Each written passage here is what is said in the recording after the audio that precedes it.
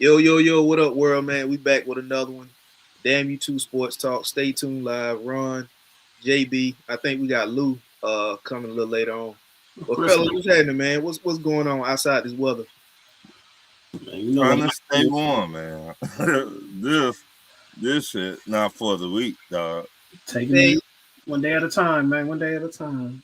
so I heard it was like 40 some states that got hit with this weather. Yeah, Now, I mean, all the states probably didn't get snow, but they got hit with cold weather, yeah, rain, and ice. yeah, But 40 some states. yeah. Texas did. Texas did for sure. Texas, Mississippi, Georgia, Tennessee, All the southern states, I think. Missouri, shit. yeah, North Tennessee, South Virginia. Carolina, North Carolina, Virginia. Yep, Uh, Maryland, all that. yeah, that ugly, dog, and not for Man, the week.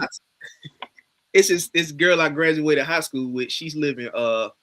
She was in the military, but I don't think she's still in the military. I think she out now, but she live in Maryland, and she had posted on Facebook like outside her, from the porch or whatever her house, and it looked like her car was in the driveway, and then it was cars across the street parked on the street.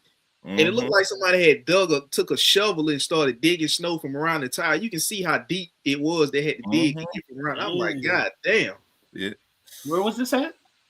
She stayed in Maryland. Oh, Maryland. Yeah. Oh, yeah, that's where Jay Will at. Yeah, it's bad out there. Jay in Maryland. I don't know why the hell I thought Jay was in California. Nah, he from California, but he stayed in Maryland. Okay, that's what it is. He's from Cali. Okay. Yeah, man, it's awful, boy.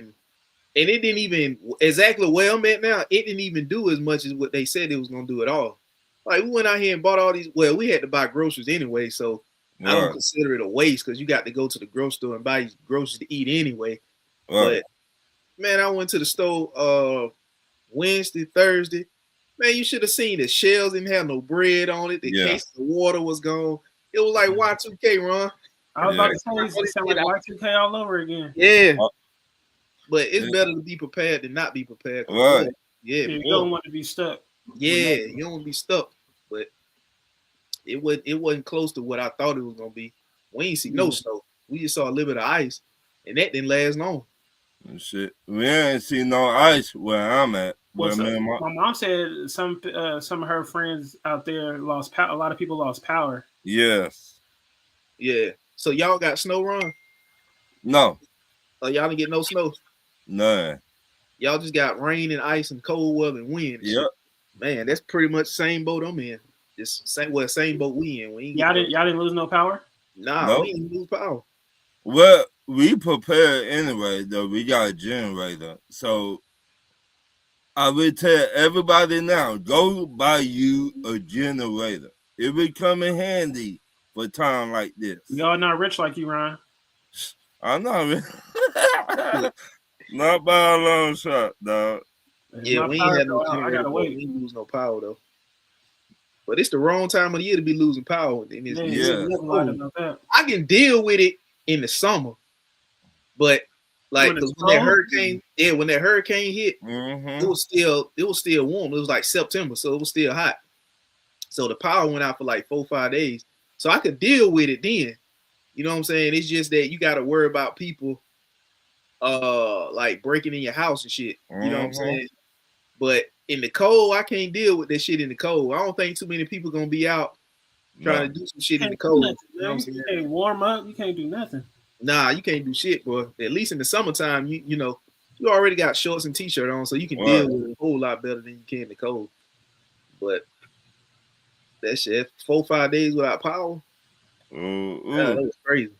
Because I think that hurricane did more than what the people expected it to do. It took a last minute turn. It tore a whole bunch of shit up that people weren't prepared for because it wasn't expected to go the way that it did. So kind of like, I ain't saying it's like Katrina damage, but I'm saying you know how Katrina took that unexpected turn people didn't think, and a lot of people weren't prepared until the last second when they couldn't really do shit. Yeah, that's pretty much how this was. You know what I'm saying? It took a turn and wasn't nobody prepared. Everybody was scrambling. Shit, I remember we went to the Family Dollar. The store was closed. So we passed by not Family Dollar, but Dollar General, and we thought the store was closed until we, passed by there. We seen a whole bunch of people on the side door where they be doing like the trucks back up and drop off the deliveries and shit. Man, we thought people was breaking in the store and looting and shit. So you know us, we pulled right in there and was fixing to get in there. But then we found out that it was a manager at the store. She had opened the store up and she was just giving away shit that was gonna go bad because the power was gonna be out. You know what I mean? She was just giving away stuff that was gonna go bad. Ice cream, like all the frozen shit. Right. Milk, juice, shit like that she thought was gonna go bad because it was in the refrigerator and they ain't had no power. So she was just giving it away or whatever. But I thought they was looting, bro. It had got ugly. People started looting. I was like, oh. Everybody be careful out there. It's not made for the weak. Yeah, nah, it ain't. It ain't. But we can get into it, man. I don't know what the hell going on in Golden State. It's over. I think it's over. But I think they probably still could have had an open window. So this is my question. What's the biggest problem in Golden State? Is it Draymond? Is it Steve Kerr? Or is it Steph Curry not being vocal enough? Because we don't never really hear Steph be vocal. 3, but if you want to go down the pecking order, to me, it starts with Steph because even though Steve Kerr is the coach, it's Steph. Steph overrides everything. To me, everything runs through Steph before it go to Kerr. You know what I'm saying? Because he's the face of the franchise. So to me, it's Steph not being vocal enough. If Steph didn't want Kerr would be up out of there. If Steph didn't want Draymond, he'd be up out of there. So to me, it's a kind of a knock on. I don't know if you call it a knock on Steph, but that's the only thing he really don't do is he's vocal. You know what I'm saying? He's more of a on the court and by his actions. You know what I mean? But I mean, the reason why we are where we are, it could fall on Steph's shoulders because he's not vocal enough to me. So if you want to pick an order, to me, it's Steph, Kerr, then Draymond. But like I said, yeah, it starts with Steph. Okay, Ron, what you think? What you got on it? Excuse my French when I say this. Nah, it's damn you too. You can say whatever you want. Draymond need to shut the fuck up. Go somewhere and sit your gorilla ass down somewhere and shut the fuck up. Kerr can't stop him on his steps. Yeah, what he trying to do? Be all in the video? All in the videos. Dog, you're not that tough. Stop it. He know he can do it against though. Right. That my problem. That my problem right there. Do that shit with the dudes, the players back in the day. They would choke Draymond Green out. The Dennis Rodman, the Patrick Ewing, the Charles Oakley, all them boys. What? Draymond, you better go somewhere and sit your ugly ass down somewhere. And Steve Kerr, you need to be a head coach. Tell Draymond Green, you cannot be doing all that crazy shit. Steve Kerr's problem is he doesn't know how to develop young talent. You know what I mean? He can't connect with the young players, and that's his problem. And like Draymond's untouchable because that's Steph's guy, though. You know what I'm saying? Kerr could get into an argument with, but as long as that's Steph's guy, Draymond's untouchable. So you tell me Steph got more power than the head coach? I believe so. Yeah, I think so. That's Steph's team. Steph is, when you think of Golden State Warriors, you think of Steph. You don't think of Steve Kerr. Steve Kerr is a good coach, but without Steph is the system. Yeah. Everything runs through Steph. Okay, let's stop right there. Go back what you just said. What's up? Steve Kerr, is he a good head coach? I don't think he's getting exposed because his stars are aging, and if Steph don't go, even if Steph do go off, we still losing games. You know what I mean? So he can't develop young talent. I've been saying that for years, but people will be like, "Oh, he developed Draymond and all these other players." I'm like, he didn't develop them. No, and like Steph was going to be Steph no matter what. Right. or is he benefit the labor come with being the head coach? I mean, That too. he's a good coach, but you know what I'm saying. Like he to me he just manages personalities. You know what I'm saying in minutes. He really doesn't develop anything. You know what I'm saying. Like So- all of our young players are either gone or want to leave. So that my problem right there with Steve Kerr. If you not, to me, and me and you talk about this, Josh, a while back. To me, I think if y'all would have kept Mark Jackson, he would have the same amount of rings that Steve Kerr got. Since Steve Kerr been with the Warriors. Yeah, That's just my opinion. I think I'll say that our GM Bob Myers was more of the reason why we won those championships because we got, you know what I'm saying, he went out and got players. Right. People don't really like Steve Kerr like that. You know what I'm saying? Steve Kerr's not just a likable guy, and Right. Steph and them like him, but at the end of the day, young people are not coming to Golden State because of Kerr. You know what I'm saying? Like it's not like they want to play under Steve Kerr. I'm not saying that they dislike him and that's the only reason why they won't come to Golden State, but I mean, he favors Steph too much. You know what I'm saying? He favors Draymond too much. And you see, Draymond could go beat you up and punch you, and he's still not going to get suspended. I remember talking about it with the Jordan Poole situation. You know what I'm saying? It's just a bad look. Right. You know what I'm saying? A star player gets the punch on the younger players, and nothing happens to him. It's a bad look, man. You know, that right? my That's when they should have nipped it in the bud. Right. You see Draymond becoming a problem. Becoming a problem right then and there. Why you ain't say nothing to him?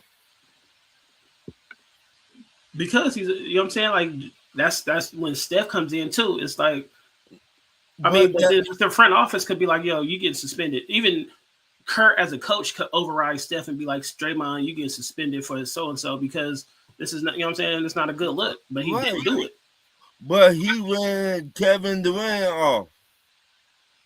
Yeah, he did everything. You know what I'm saying? So he becoming a he's already a problem. He's already becoming. So what I mean is he became a problem, and it seemed like though nobody in your front office would say anything to him.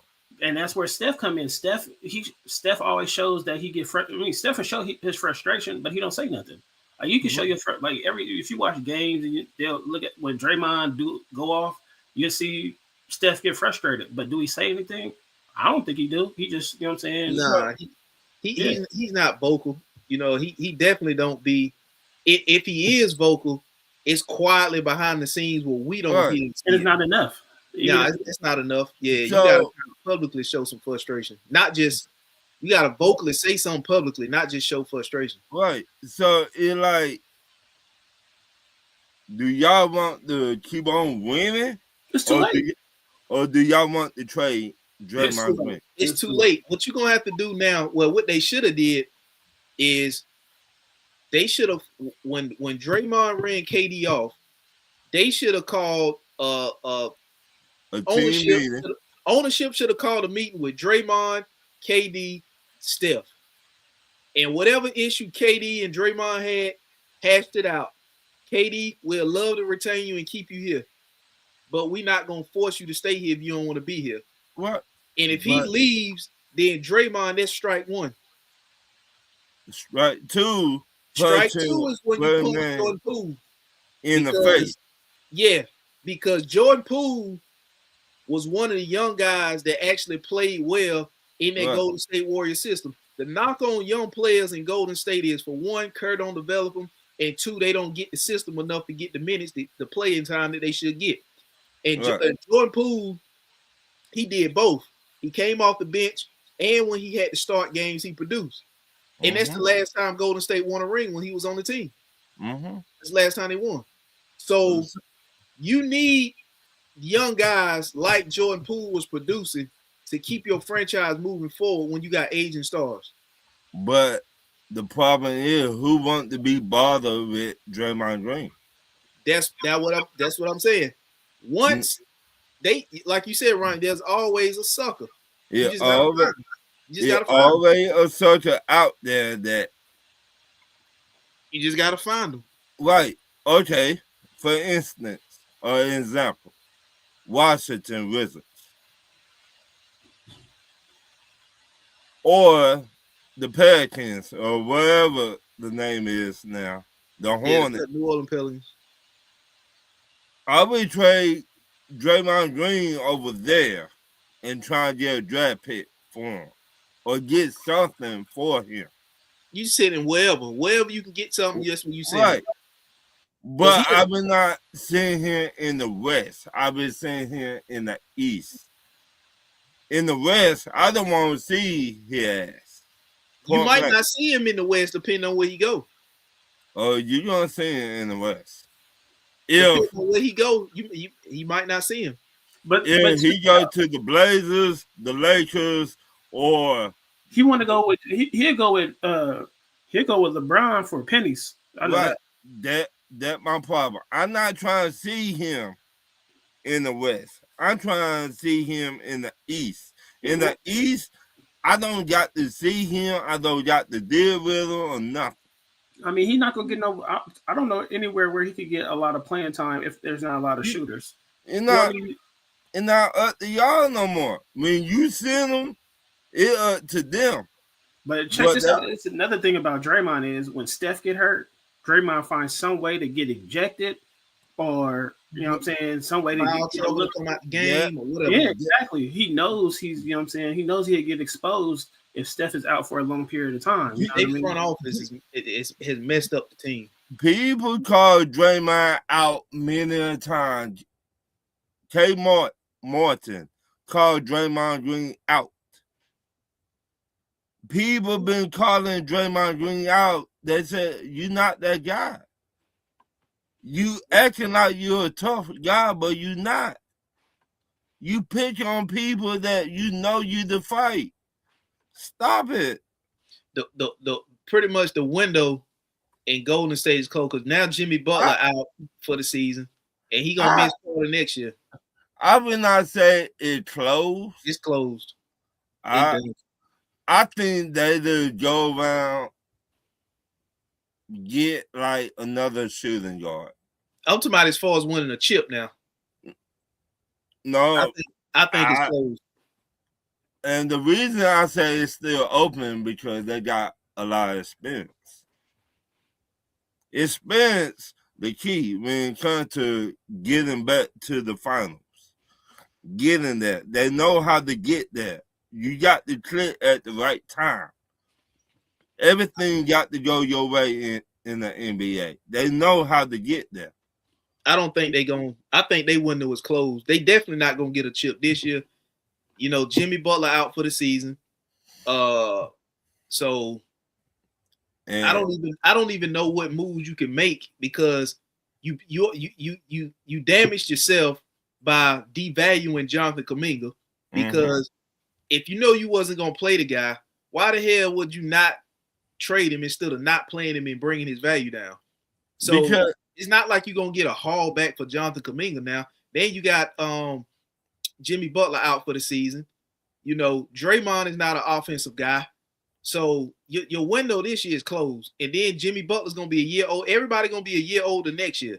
So you don't even have the assets to get a haul back in return that's gonna make you a championship contender. You don't have enough to beat I don't think you have enough to beat the Denver Nuggets team.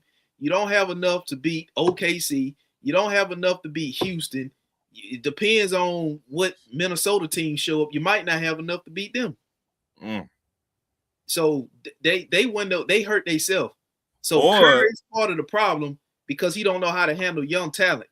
And it's a young man game now. So you got to know how to manage and get young guys, especially if you got a system. Now, if they can't do that, then Golden State best bet is to do a full-blown rebuild and get rid of Kerr and get a young coach that knows how to coach and develop young players. Because that's all you're gonna get now. You're gonna have to do the OKC approach. If they get rid of Steve Kerr, who will be the next head coach? If you get rid of Steve Kerr, you're gonna have to do a full rebuild. Who Who would you like to see there? For if they get rid of Steve Kerr, you gonna have to get a young coach and do a full rebuild because your coach and your players gonna have to grow together. So if you get rid of Kerr, you're gonna have to start trading away Steph and do a full rebuild. But you still gonna need that leadership on the team. Not if you're doing a rebuild. I mean, you need leadership, but not then. You'll need it later on, but not at that point because they'll be starting completely over. So they will just have to they will have to get those contracts and those older guys off the books and out of there. They will have to get a younger coach that knows how to coach and deal with young guys, and they will have to start from there. So who will you get as a coach? Mike Malone? I don't know. No, not Mike Malone. I don't know exactly who it would be, but it would have to be somebody probably off another team's bench that's gonna be good with young players. Now, if you take somebody maybe like a Sam Cassell and give him an opportunity, because he should probably had an opportunity, a long time ago. Right. Yeah. You can probably get somebody like that, and you're gonna start rebuilding. And you're not even looking to win. You're just looking to find another marquee player that you can move forward with. But but the problem is, what can you get for Draymond Green? Just get whatever you can get. Okay. I don't think you need to hold Draymond Green hostage. I think if somebody want to give you something, but you have to take it. But you're going to want something. He not shit, but you got to be that car salesman. You got to be like, hey, we know he not shit, but y'all don't know he not shit. I mean, we all. You're not getting multiple first round picks for Draymond. Right. You're not gonna get nothing. You're gonna get like 2 second round picks or something. Right. That's what I mean. You got to get something. You cannot just let the man walk out. If it was me, I'd let him walk. But yeah, if somebody's willing to give you a second round pick, I'm taking it. You got to get something for him, though. He do got the knowledge. Now, he might be dumb than a box of rocks sometimes. That's what I think, but you got to get something. He's not going to be motivated. To me, he's not going to be, if he goes anywhere without Steph or LeBron, he's not going to be motivated. You know what I'm saying? Like, that's why he go back to what I said. He act like he the man. You're not the man. You're not that dude. You're not. You average 9 points. 9 points. 9. So what if LeBron takes a pay cut and says, I'll play with Golden State? I don't care no more. I don't care no more. I'll take it. I don't care no more. It is. Wait a minute. LeBron take a pay cut? I said, what if? What if? That might me laugh again. He might. To play with Steph, he might. But what you gonna give back to I don't think he would. No, I'm talking about at the end of the season when he's a free agent. Oh, when he's a free agent? I really think I don't think LeBron would go there. I think LeBron would go back home. Back to Cleveland, finish it out. But Steph is the only guy I think LeBron would gladly step, you know what I'm saying, be like, this I'll play in that system. They did talk about it when it was on Team USA. Yeah, that's what I'm saying. He was, to me, that's the only person that he would gladly or, you know what I'm saying, willingly, you know what I'm saying, be like, yo, this is his team, you know what I'm saying? And the other team, I don't see LeBron, you know what I'm saying, he only want to do it to Luka, even though Luka is better and they better without him. You know what I'm saying? Steph will be the guy where he'd be like, all right, okay, this is your team.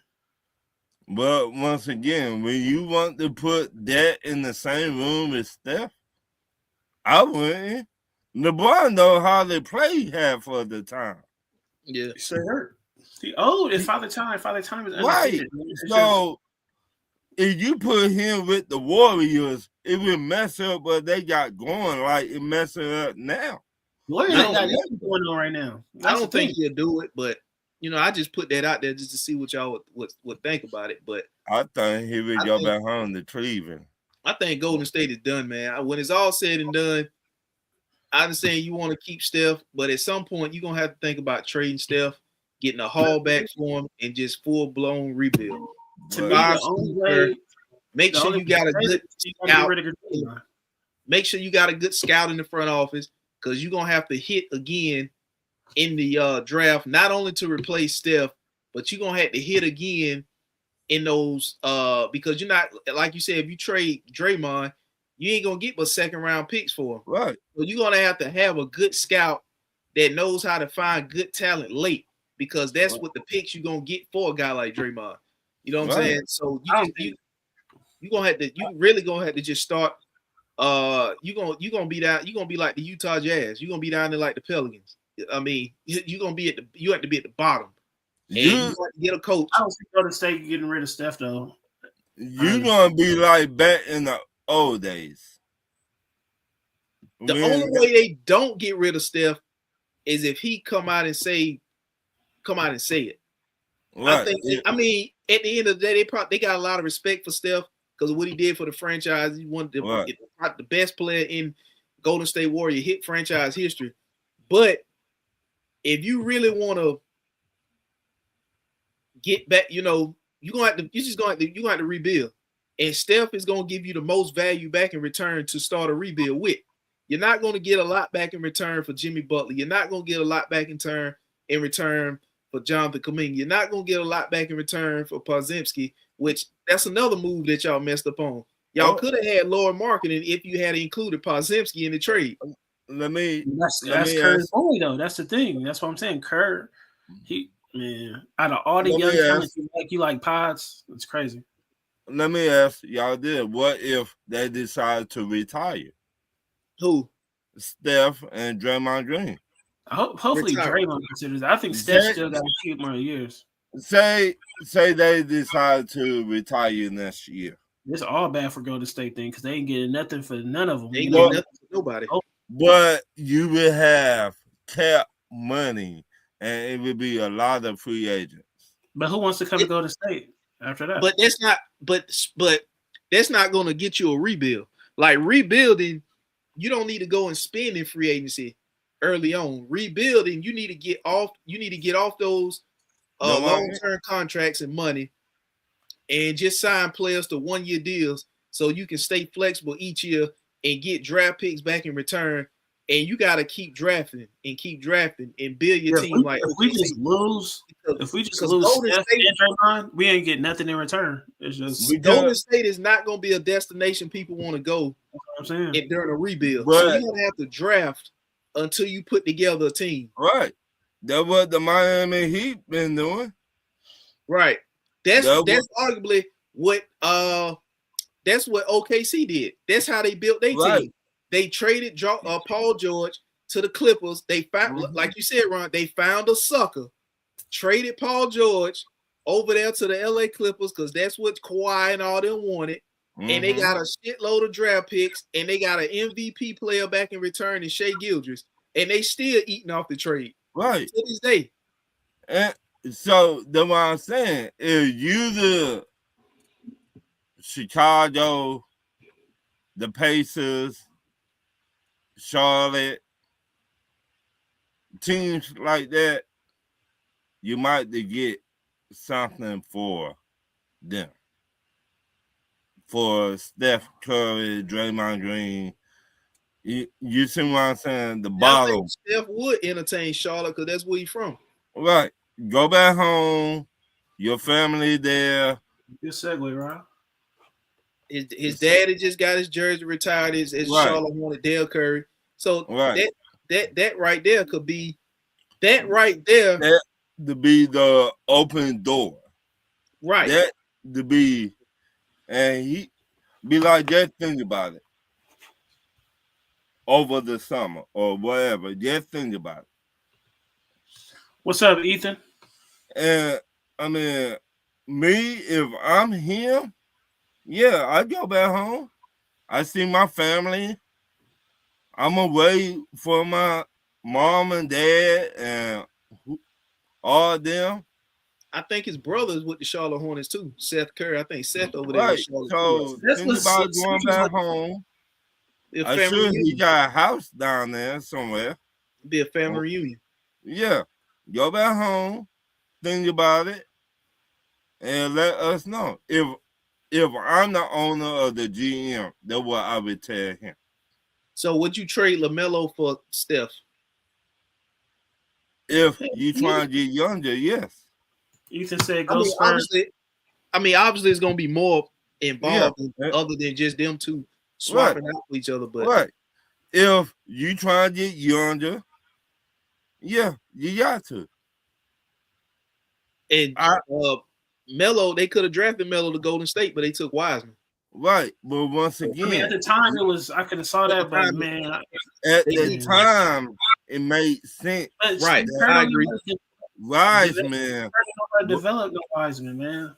Right, it made sense career because we did not know how Melo was gonna come out. He's gonna be better than Lonzo. So what we was knew that, but we didn't know how much better. You see what I'm saying? The Alonzo was decent, but he was on the wrong team. Did y'all have Wiggins then? Yeah, we have Wiggins now. Okay, so it was gonna be Steph at the 1, Clay at the 2, Wiggins at the 3, Draymond at the 4, and I don't know who was gonna be at the 5. So what was Melo gonna play? Okay, that's my point. D'Angelo Russell. We had D'Angelo Russell, I think. I don't know if we had Wiggins, but we had D'Angelo Russell. But again, you don't know how Melo would have came. They're like, okay. We don't, but just if you picking best player available, he was right. He was gonna be. But they're like the Carmelo Anthony and Detroit Pistons. All over again. I think pulled it next year, but you know how that's I don't know what the Pistons were thinking when they took Darko Milicic. Right. The hell are you thinking? That my point right there. That's my point. They told Carmelo Anthony, we finna draft you. What Joe Dumars told him this. Joe dumbass Dumars. Another sucker. Joe Dumars and all the Detroit Pistons, Rasheed Wallace, Ben Wallace, all of them told Joe Dumars to get Carmelo Anthony. Man, listen. Joe Dumars should have been fired after he picked Darko Milicic. He should have been fired then. What? That he seen something in him, and we see how that ended up. Well, he seen something that nobody seen, and everybody else that didn't see it should have told him not to see it too. Right. But it go back to Carmelo Anthony. What if Carmelo Anthony were on that team? They would have won a couple more rings. Right. So LeBron would not be LeBron. You see what I'm saying? Yeah, because you had Chauncey Billups, Rick Hamilton, Tayshaun Prince, Rasheed Wallace was there, Melo would have been there. So yeah, they would have won maybe 2 rings at some point. You know. So where LeBron come in? You see what I'm saying? LeBron was still in Cleveland the first time. You see what I'm saying? They would have had to go through Detroit to get to right. We would not have the LeBron James that we got now. If that would have happened. But leave it up to Joe Dumars. Right. I just saying it go back to that. What if the Warriors would have got Melo? We don't know. So but I think he would entertain a trade. Yeah, go back home. You know what? I think that would probably set the Hornets up to start being a successful franchise. Even though Steph will be on the back end of his career. Right. But he still will bring people in. He still will bring fans Combined with the young team that they got now, I think that will be the beginning of the Hornets starting to put something together and start consistently making the playoffs. Right. Now I'm not saying they about to go from where they at now all the way up to where the Boston Celtics in the Detroit I mean, That Boston might- Detroit Pistons at now. But I'm that saying might that be- will set them up. Right. You know, Steph will be on the back end. That will Right. still set them up and start to maybe attract another Another bit, another right. solid player to come there. or you trade both of them to Charlotte, Draymond Green and No, I wouldn't even. If I'm the Hornets, I wouldn't even want Draymond. no. But what I'm saying, if we bring people in, you need people to come in. You need to sell tickets. I think Steph will bring him in by himself without Draymond.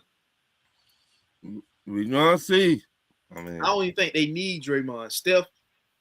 Steph can bring him in, being a hometown guy. Steph can bring him in without Draymond.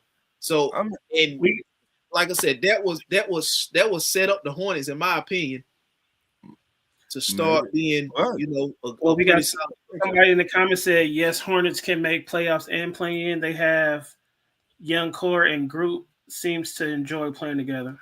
I mean, they might seem to enjoy the play together, but you still need to sell tickets. I think they're gonna make the play in. Right. I think that would be like the 8th seed or the 9th seed. You got Detroit, New York, Philly, Atlanta, Miami, Orlando, Cleveland. Those 8 teams right there. I don't think Atlanta gonna make the top 8. Well, the play in is the top 6. Those are the teams that outright make the playoffs. 7 through 10 is the play in teams. Right. So it like they got to get something over the mayhem in the face of the franchise. You see what I'm saying? Steph, you seen him home? Yeah. I played for 2 years for this team.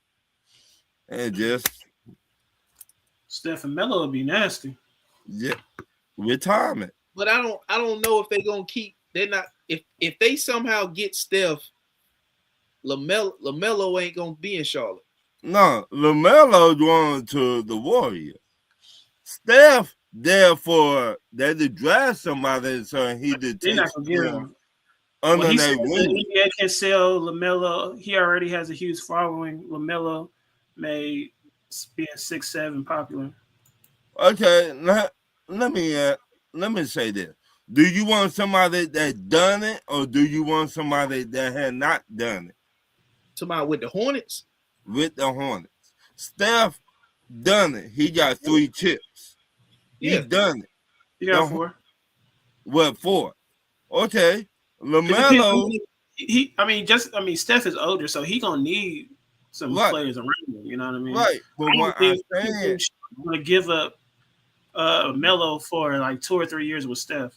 Right. But what I'm saying, Josh, he already done it. He did teach the young people on the Hornets how to get to the top. That he done experience. The key. I mean, he can teach them. Will they do it? I doubt it. They're gonna have to, because you're gonna have to get Melo contract off to bring in Steph's contract. Right. Then you're gonna have to pay Brandon Miller. Then you're gonna have to pay Con Knipple. Then Brandon Miller and Con Knipple is your 2 young pieces for the future. Yeah, that's what we're talking about. Yeah, they could have drafted him in 2020. Right. If the Warriors would have drafted him, they would have been in a good spot right now. So I think the Warriors, if they got a chance to get LaMelo, knowing that they could have drafted him and see the mistake that they made, I think that they would double back and ask for him in any trade dealing with Steph. It goes back to Steve Kerr though, because Steve Kerr and Melo get along. You know what I'm saying? Because we know how Steve Kerr is with younger players. That's what I'm saying. Once Golden State does, if Golden State make a move like this, getting younger players back, they're gonna have to fire the hell out of Steve Kerr, because they're gonna have to get a younger coach that could coach with that. But even if we drafted LaMelo back then, who knows how LaMelo and Steve Kerr, you know what I'm saying, would have got along, especially with Daddy. You know what I'm saying? Well, he can't lead the Hornets to a chip. He's not that type of player. No, that's not what I'm saying. Talent around him. No. We're not saying lead the Hornets to a chip. We saying just turn the Hornets around so they can start making the playoffs. Right. That's what I'm saying. He was turning y'all around. Said tickets. He said, why will LaMelo go to the Warriors? They have no young players and no draft picks. It's just what is. That's what we talking about. No, we just saying what if Steph go back to the Hornets, you will have to include LaMelo because of the contract. Right. That contract is a motherfucker. Right. We're just trying to build something for the Hornets, not the Warriors. Right. And Melo would have to be a part of that because that's the contracts. You know what I mean? You know, just for contract purposes, he will have to be included. I don't think you're going to give up Con Knipple and Brandon Miller. I mean, we don't know, but I wouldn't because Con Knipple is shooting that dude is shooting lights out like a Splash Brother. So now you will have a veteran Splash Brother with a young up and coming Splash Brother when you put Con Knipple beside Klay Thompson. I mean, when you put Con Knipple beside Steph Curry. It'll be like who's the coach for Charlotte? It's a young guy. I think this is second year with the team. I'll tell you right now. Better than Steve Kerr. No doubt. More relatable than Steve Kerr. Steve Kerr's out of touch. Charles Lee. He came from Boston. He was on the Boston Celtics staff. So I really don't get who you just said. I think he was on Milwaukee's staff when they won the chip in 2021, and then he was on the staff with Boston when they won the chip. All right. But we gonna see. So everything that I'm reading is everything that he focuses on is what the Hornets is doing now. Like he focuses on increasing the pace, spacing, and player development. Well, he said Hornets are actually doing it right. You don't need to get an older player like Giannis or Steph, and you can trade, and you have your roster and draft picks for it. Or that's what you have, trade and roster draft picks for. He said Hornets are on the right path, and I'm not a Hornets fan. But do they sell out the arena every night? Yeah, I get what he's saying. All right. The only reason I'm saying Steph to the Hornets is if the Warriors want to rebuild, right, and they need to move Steph, the Hornets will be a team that I think Steph would go to. Right. I'm not saying for the Hornets to call Golden State to go and get Steph. Right. But I'm saying from Golden State's point, if they want to rebuild, knowing that Steph is the piece that they're gonna get the most back in return for. Right. If I was Steph, I would be interested in going back home to Charlotte. Right. Go back home. Finish your career. But other than that, the Hornets is going in the right direction with Milo pulling up the nipple. They got Miles Bridges over there, Brandon Miller, Colin Sexton coming off the bench. I think Pat Connaughton over there, Seth Curry over there. So they going in the right direction. They just gotta start hitting more on they picks, which they did with Brandon Miller and Con Knipple. So we're gonna see what they're gonna do. The Warriors. We're gonna see. But it's over with. The Warriors, as long as Steve Kerr is there, they're not gonna develop anybody. They're gonna stay where they at. You know what I'm saying? You see, it brings me back to the idea. You get Jimmy Butler, he gets hurt. Then you get Al Horford. It's like, what is you doing? He said trading for Steph would deplete the Hornets because Golden State's going to want more young talent outside of Melo. No, they can get young talent from the Hornets, but I'm not giving you my main young talent in Brandon Miller and Con Knipple. I would give you, some younger pieces off the bench that's not really getting a lot of minutes like that. But the thing too about it is, if Golden State wants to rebuild, and I'm just talking hypothetically, if Golden State wants to rebuild, and Steph is the only piece that's gonna get you back enough assets to start a rebuild with, then, and Steph says, I'll go to the Hornets. Really, the Golden State Warriors ain't got no leverage. They can't hold a guy back. That'll be holding their franchise back by not trading. Right. You know what I'm saying? So if he say I want to go home, what you gonna do? The Warriors can't do nothing. They cannot do nothing because he got all the leverage. If he tell his agent, hey, I tired this, better yet, I'm gonna go back home. The Warriors, they got no choice but to send him back home. So if that happens, he'll be the greatest player in two franchises. He'll be the greatest player in the Hornets franchise and the Golden State Warriors franchise. Well, can we really say that? Yeah, I mean, for Charlotte, who would not be a greater Larry player? Johnson, Alonzo Mourning. You forgot about all them? I ain't forget about him, but Steph would be the greatest. You would put him up there at the top. Yeah. You can't. Yeah. What you gonna put Muggsy Bogues? Nah, come on. Yeah, Ryan, he higher than Muggsy Bogues. Yeah, he disrespect stuff like that. I mean, he said, no, Josh, I'm not disrespect. But what I'm saying, they the one that paid the way. I know, but Steph is still at this time in Steph's career, he's better than those guys. And this guy, I don't know how he said in D something 3 and D. He said Warriors gonna have a long drought when Steph retires. Steph in year 17, it's soon. It ain't going nowhere. Ain't going to Charlotte and nowhere else. He said Baron Davis, Kemba Walker, Glenn Rice. Steph is better than them. I like this dude. Wait a minute. Who the dude is? I like this dude. I don't know. Steph is better than Glenn Davis. I mean, Glenn Rice. Glenn Rice. Kemba Walker and he said yes, they can. They can hold his contract. At the most, Steph would be able to be a pain to try to force a trade.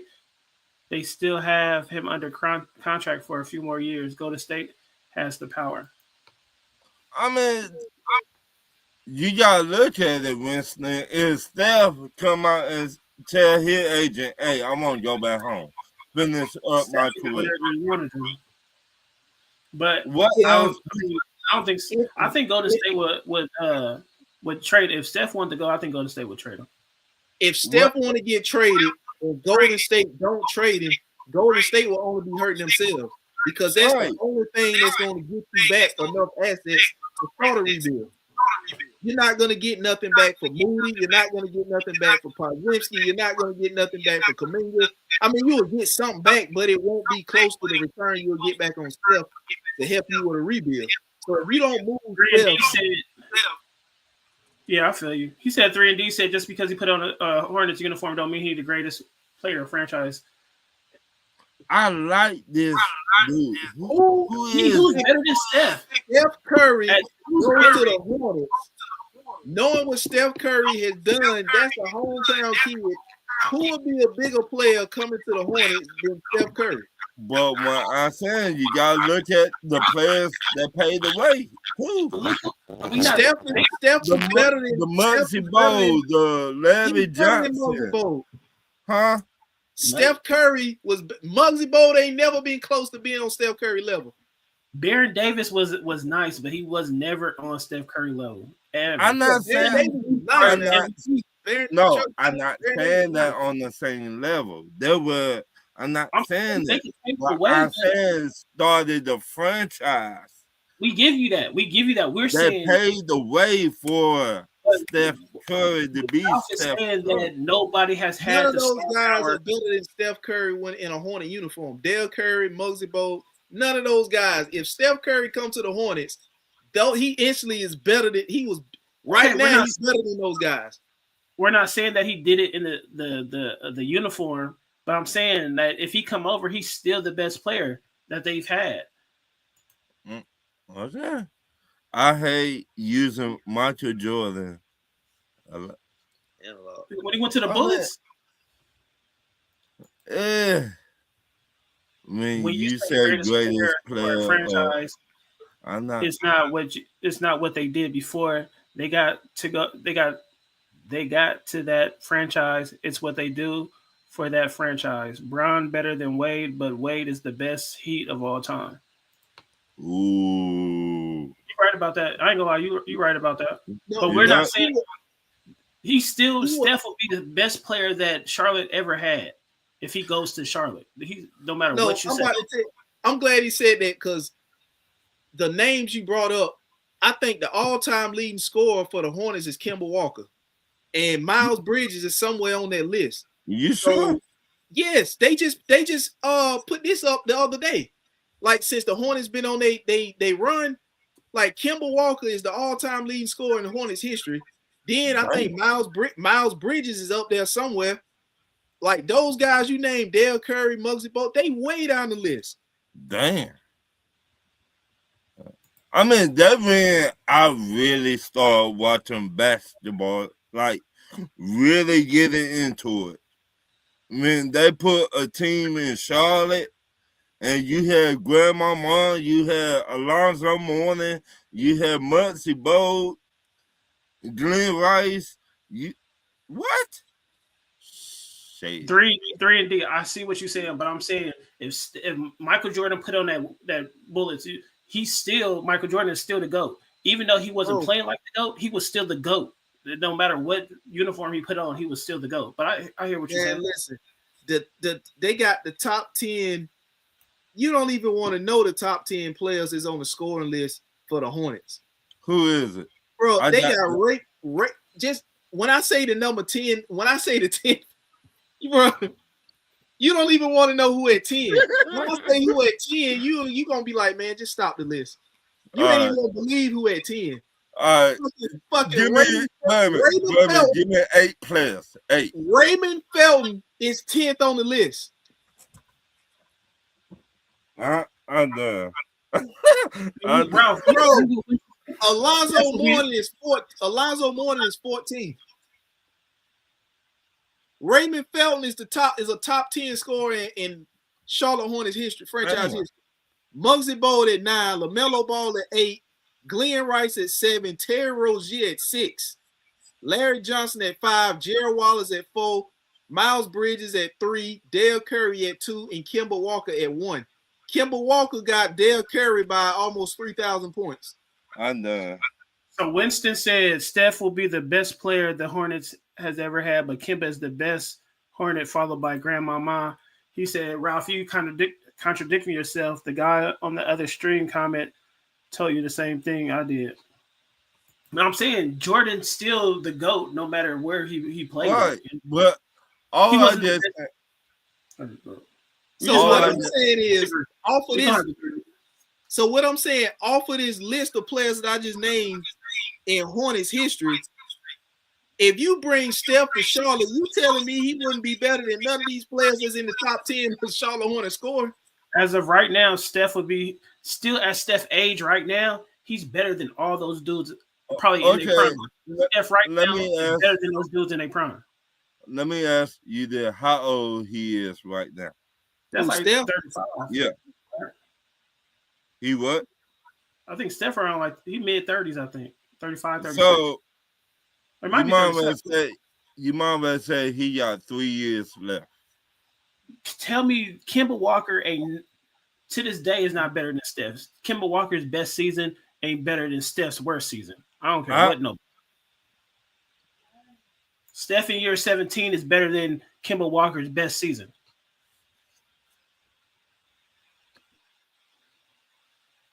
Yeah, Steph 37. Yeah, that's what I'm saying. Like Steph right now is better than Kemba Walker at any point in his career. Better than Grandmama. I don't care about none of that. Only one that's given Steph a run is Alonzo Mourning. And I'm still taking Steph over Alonzo Mourning in the game right now. Come on. So I'm saying, like, if you I know it's gonna be obviously more involved in this. It's gonna be more than just Melo and Steph. There's not gonna be an even swap. It's gonna be other stuff involved. But I'm just saying, if you replace Steph Curry with Melo in Charlotte, you saying that I don't know. Somebody was saying not this guy here, but I'm just saying they would be in the playoffs. Yeah. Okay, so he said Kemba Walker put in the years with the Hornets, but they didn't do nothing. That's what I'm saying. Like they still, what did they do with Kemba Walker? Nothing. I think they made the playoffs once or twice with Kemba Walker because I remember once. I remember once they got swept by Miami. That's what I'm saying. They didn't do nothing with Kemba. I'm saying Kemba was a nice player. I'm not trying to disrespect Kemba. Kemba was nice, but I'm taking year 17 Steph over any year in Kemba Walker's career. He said they make it okay. What did they do? That's nothing. I'm taking Steph right now over Kemba Walker anytime. We're just gonna have to agree to disagree.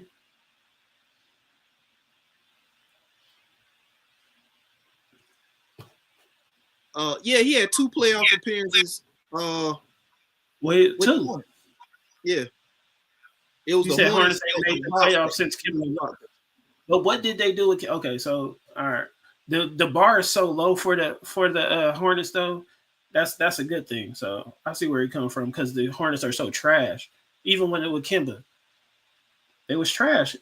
How long did Kemba play with the Hornets? With the Hornets. I don't know. I know he had like knee injuries towards the end. Then he went to Boston. Yeah, he only made the playoffs one time before he got there. Like I said, I'm not disrespecting. I'm just saying I'm taking a year 17 Steph over a year whatever Kemba. Now Lonzo is different. But you see Glenn Rice, all those names, Glenn Rice. I think Kemba was in Charlotte for like 8 years or so. They all played together for like what, 5, 4? Hey, 3 and D though. And give us a subscribe, please, and give us a like, man. We appreciate you. Why? Because Kemba was in Charlotte for like 8 years. Because it was Alonzo Mourning and Larry Johnson. They got into it because Alonzo wanted to get the bag, and Charlotte did not want to get him the bag. So the Miami came in, and every time they see each other, they got into it. What? So we could go into that NFL championship games, man. Which one? Whichever one you want to start off with. Oh, he said Johnson and Bogues played together only for 3 years. 2 or 3 years. He said Zoe was traded to Miami in the summer. Yeah, I did say that.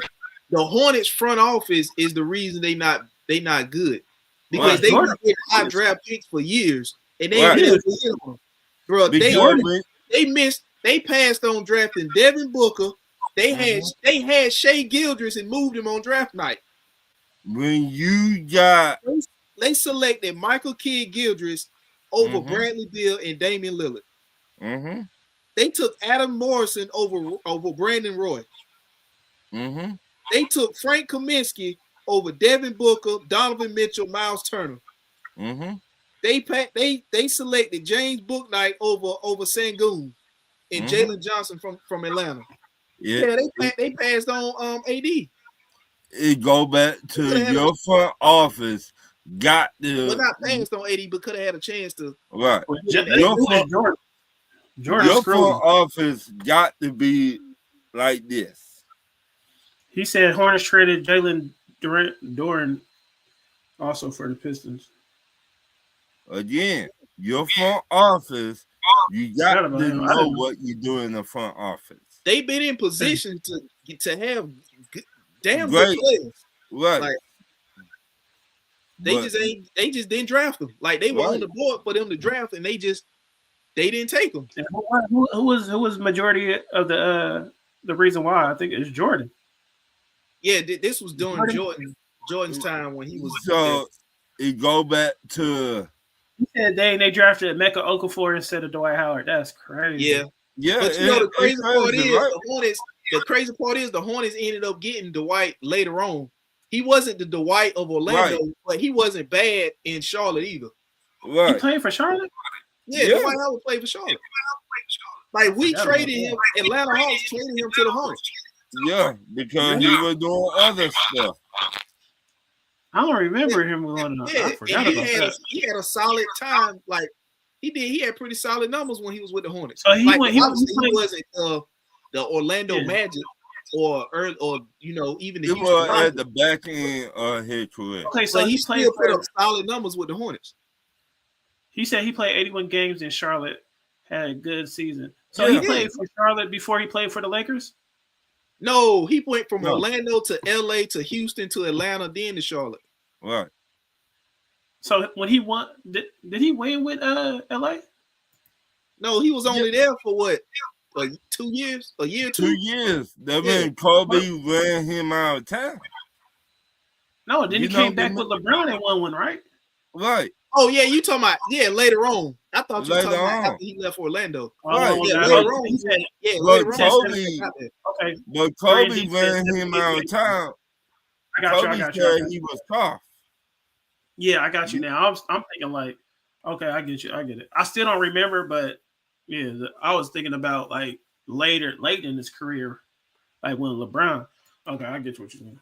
Yeah, he still averaged 17 and 13 in Right. Charlotte. Dwight Right. Howard is so disrespected as a player, man. Like people sleep But- on that boy. But He went to the once Wizards? again, Yeah, he when, went to the Wizards after the Hornets. right. But once again, I don't when remember the that. GOAT, when Kobe Bryant, Kobe R.I.P. Kobe, man, today was the day he passed away. So Yeah. Kobe called Dwight soft. Yeah, I remember that. Yeah. What up, Okay. Dan? That means Dwight got mad in his feelings and all that shit. Yeah, I remember that. I remember he played for the Lakers. I just didn't know he Yeah. played Yeah. for the Hornets. That's crazy. I didn't. Yeah. I don't remember. He that. Yeah, played for him. he averaged 17 and 13 with the Hornets. Yeah. And he did have a good career. That was Or a good he was season. solid with the Hornets. Right. Yeah, people sleep on Dwight. I don't care. All that. Yeah, we all know he's a little. You know what I'm The saying? Hornets Sleep, but still had I think Marvin Williams was with the Hornets then.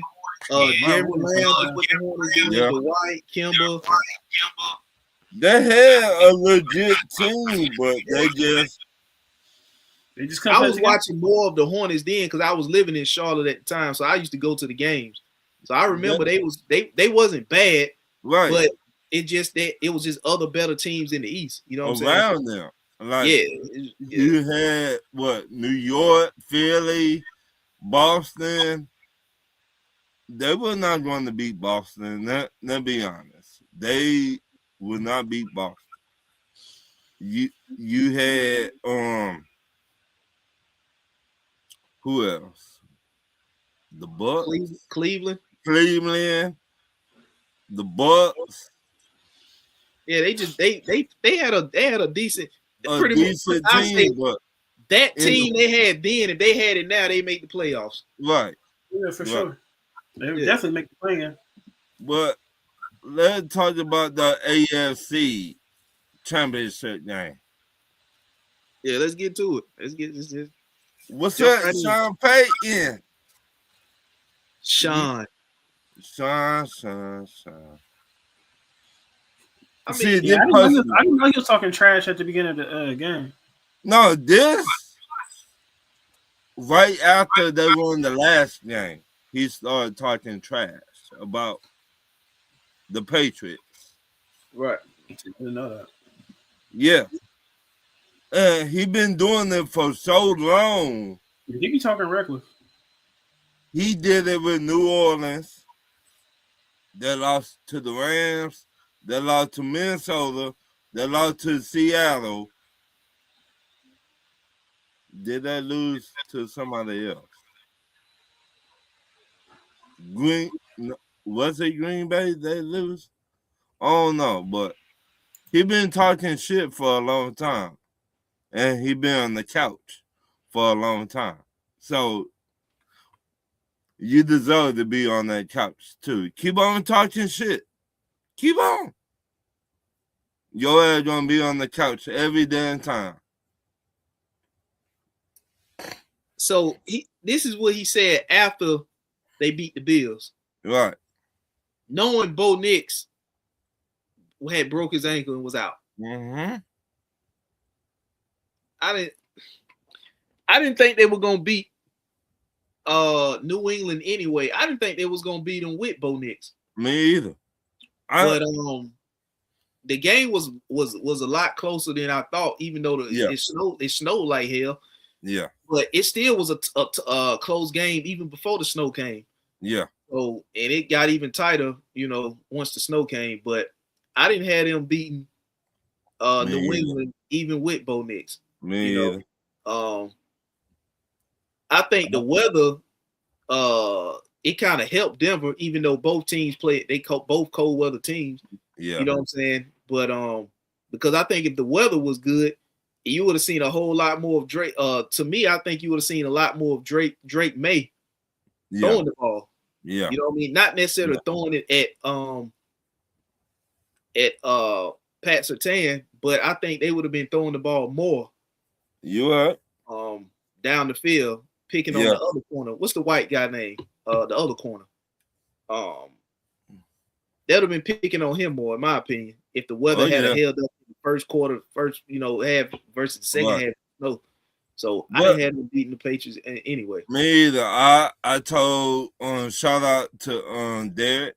I told them, I said the Patriots gonna beat y'all before the game even started. Because I know what kind of guy Sean Payton is. You giving other team building board material. You don't do that. You don't do that. I know you confident. Okay, in your quarterback, I get it. But you don't get no other team building board material. You don't do that shit. Then this happened. Now you at home on the couch.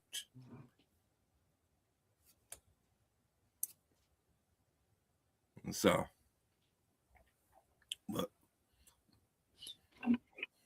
so what do you think Denver need to add?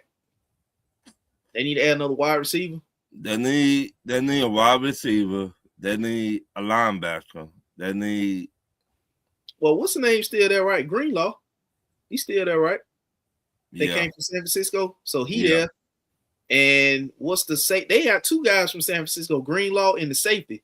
Yeah, a linebacker, another D tackle. They got to get younger. So they just need to draft a linebacker and a D tackle. Yeah. But as far as a wide receiver, would you trade for AJ Brown if you're the Denver Broncos? Ooh. Will you make him your number one? Yeah, because who else you got out there in Denver as your number one other than maybe Cortland Sutton? So that'll be a good one too. Yeah. And you would then have a coach and Sean Payton that'll talk shit back. But the problem is Sean Payton got the loan not to talk shit though. You cannot have they had a good season, but talking shit will get him in trouble like that. To my AJ Brown? No, Sean Payton. You got the loan when to talk shit and when not to talk shit. But AJ Brown, will AJ Brown grow the fuck up? You see what I'm saying? You got to grow up their offseason. I can't read his name, but salute to you. He in the comments. I just can't read his name. That's JD. What up, JD? What's up, JD? JD, Hooper fan said Drake May might have a breakout game in the Super Bowl. Yeah. He might. Yeah. But also, he might. If he keeps dealing with Seattle defense. If he can get Seattle, Dexter, not Dexter, but came from Dallas. DeMarcus Lawrence. If he keep DeMarcus Lawrence off his ass, he might, But shit. But they've been getting after it out there in Seattle. Right. But I would, if I was Denver, I would try to trade for AJ Brown though. They need a number one wide receiver. They need a number one, but what AJ Brown you would get? That's what I'm trying to say. I mean, do you want the AJ Brown that when shit don't go your way, you be fussing and fighting with the head coach on the sideline? Well, first of all, he got to understand that shit gonna have to not always go his way. Right. Now you done got traded from Tennessee to Philly, and then if you get moved from Philly to somewhere else, that'll be a third team. Right. And it can't be the same thing everywhere you go, because then that will be proving that you are the problem and not the teams that got rid of you, because you done had the same shit everywhere you go.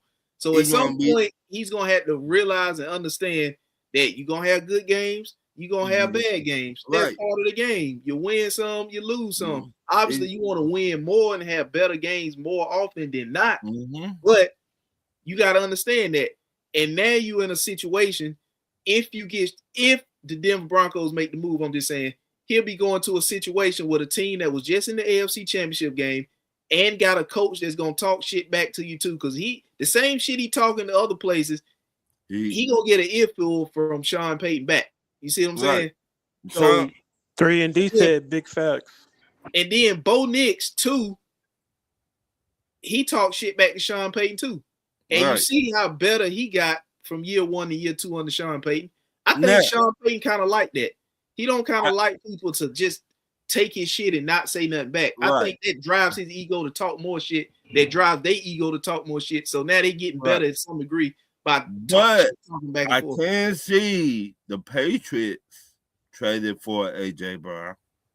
That's why the Denver Broncos need to do it, because you got the Patriots in the same conference who you just played in the AFC Championship game. So you don't want to allow a team that was in your same conference that just beat you in the AFC Championship game get better. You got to do something to get back to the AFC Championship game to get you over that hump to get to the Super Bowl. So that's what I'm saying about Denver need to should they make a move for AJ Brown before the Patriots or a team like that do. Or even Buffalo. But hell, Buffalo got to get a coach. They ain't got a damn coach, Ron. Buffalo. They sitting out here running around after goddamn Phillip Rivers. They running around after Phillip Rivers, Ron. Buffalo problem is you got a good team. You got a good team now. You got to get a good head coach that will call you on your bullshit. Not in the media, but like behind the scenes. Like the owner of Buffalo right now, he said Sean McDermott, the one that wanted Cooper. And then nobody else in Buffalo wanted him. To my Keon Coleman. Yeah, I mean Coleman. My bad. This was the owner of Buffalo said. He said nobody wanted Coleman? Nobody wanted Coleman but Sean McDermott. That's what he said. Man, the footage already done surfaced. I put this on the Bible. I mean, I ain't disagreeing with you, but the footage surfaced. Yeah. The GM is caught on tape saying that he wanted Keon Coleman. They were at the combine when they caught him saying after Keon Coleman ran his 40 time, that him running what he ran in the 40 is going to help the Buffalo Bills get Keon Coleman. Then he later said that Keon Coleman was their guy unless somebody else blows him away between the day and tomorrow. Yep. So I think I don't understand how who did or didn't want Keon Coleman got anything to do with them losing to Denver. He trying to get me out of there. He trying to take the heat off of him. That's what he trying to do. The GM know he fucked up. But him drafting Keon Coleman, how does that put heat on him? Keon Coleman wasn't the reason they lost the game. Right. Keon Coleman had a couple games this year where he had DNPs. Right. I don't understand how Keon Coleman name came up. If you get a head coach that will call you out on your bullshit, none of this will pop off. The head coach cannot defend himself now.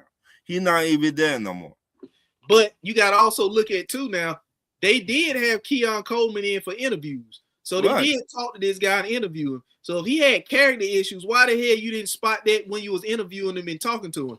Bam. So you can't tell me he all of a sudden had character issues when the season started. So that's why he didn't get that's why he got DMPs. You should have already peeped that when you brought him in to interview him and all that. Right. So I'm anxious to see that. If they didn't want Keon Coleman that bad, I'm anxious to see where they trade him. Because if you don't trade him, then all that shit that you said was for nothing. But if I'm him, Coleman, I'm asking to get out. I ask him for a trade right now. Right now. And to be honest with you, that's a tough position for a rookie wide receiver to be in. Rookie wide receiver. When you a contending team and you draft a rookie wide receiver to be your number one and be the guy to help you get over the hump, that's a tough position to be in. That's a position that I'm not talking about an offensive lineman. I'm not talking about a linebacker, but you drafting a guy at a premium position to be a rookie at a premium position to step in year one, day one, to be the number one guy to help you get over the hump as a contending team. That's a tough position to be in. In my opinion, the GM should have went and got a veteran wide receiver, then brought him in so he wouldn't have to be your number one. You would rely on your veteran receiver to be your number one. But they didn't do that. But they're like, will you want to go there? Go to Buffalo? No, I mean, I wouldn't want to go, but shit, if they draft me, then I'll go because that's no. I wouldn't. I would pull a John Elway. Motherfucker, I see your owner and your GM don't give a fuck what I look like coming to y'all. It look like when something don't go right, y'all gonna gang up and point the finger on everybody else. Right, you pointing the fingers at Sean McDermott and the man not even there no more. You fired him and gave your GM a promotion. Right, where they do that shit at? And you talking to Rivers? Fever? To be to interview. Well, I think Phillip Rivers done backed out, but the fact that you even had Phillip Rivers' name brought up in your mouth. It's just mind blowing to me. Right. Phillip Rivers, he was just playing football a month ago after getting called back in the league from sitting on the couch eating Cheetos and shit. And playing with the grandbabies and but they do that shit at Buffalo, New York. To me, that sounds like a franchise that they now don't really know which direction to go in with a head coach. That sounds like a franchise that's kind of showing their hand now and their true colors. Because if you're a contender, why in the fuck would you call Phillip Rivers to fill your head coaching vacancy after you got turmoil because you and the owner pointing the fingers at somebody about a Keon Coleman? Like it was his fault you lost the game in Denver. You know what that sound like? That both the owner and the GM full of shit. They full of shit, Ron. Full That's what shit. it sound like. Because the owner don't want to take accountability. I just found out the other day the owner don't be there all the time. He don't give a damn about Buffalo Bills. The GM too stupid to realize if he coming and going. So you got two stupid motherfuckers in the front office don't know where to go. Common sense, you go get a good head coach that been a coach for a long time in the NFL, and so you bring him in. So who you think they're gonna get as the coach now? Because these head coaching vacancies starting to get filled up. You know. Shit, I know get Bill Belichick. Did they say Dayball? They brought his name up, but shit. No, he went for an interview. Yeah, he went for an interview. Yeah, he brought his name up in the interview. But if I ain't heard nothing else come from it. Right. If you really want to stick it to the Patriots, Y'all get Bill Belichick. Shout out to my homeboy Andre. I Y'all don't get know if Bill that. I Belichick. don't know if they're gonna do that though. That's why. But see, Listen, now, if you think they got an issue with the GM and the coaching staff on who pointed fingers at who wanted Keon Coleman and who didn't, then imagine bringing Bill Belichick in there and he wants somebody and you don't want him, and now you got all other kind of shit going on. No, Bill Belichick, time he signed that dotted line, hey, get rid of this done something bitch right here, the GM. But that's the owner's boy because he just got a promotion. But yeah, I would say that if you want me here, I'm Bill Belichick. I've been running y'all division for 20-something years. If you want me to come here, get rid of this done something bitch right now. But you know what's gonna happen then? The owner gonna look like an ass because you ain't gonna get rid of a guy who you just gave a promotion to. That's gonna make the owner look like an ass, and the owner ain't gonna make himself look like an ass. But look, how many rings the Bill Belichick got? He got more than Buffalo, but say that again. He got more than Buffalo. Okay. But the owner is not gonna make himself look like an ass, is what I'm saying. You already did make yourself look like an ass by not being there all the damn time. That's true.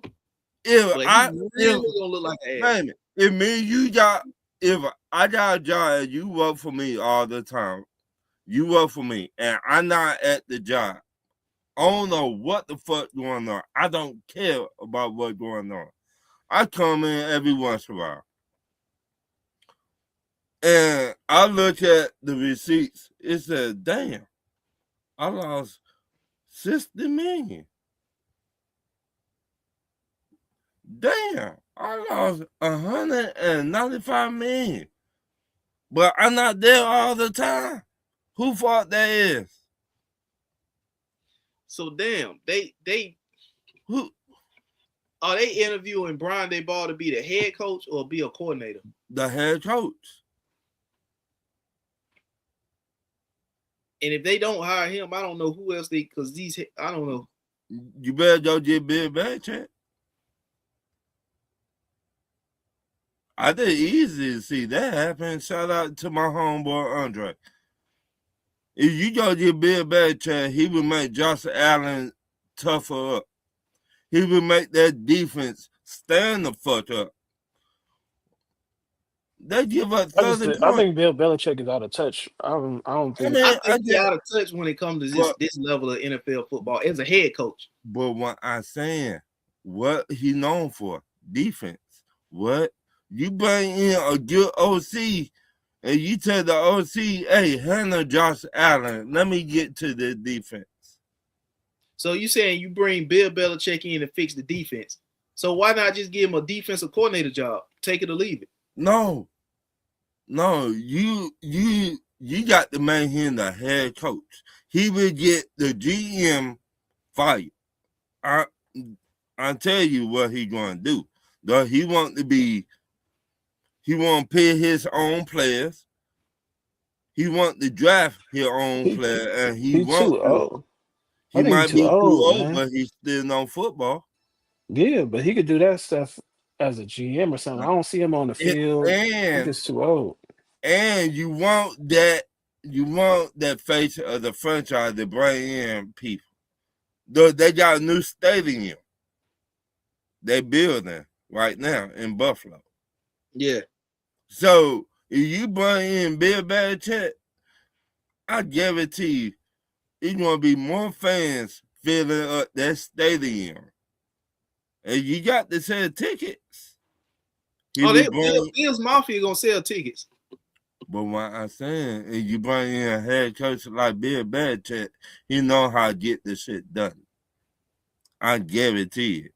So if they bring Belichick in, how many years you think it'd be before they get to the Super Bowl?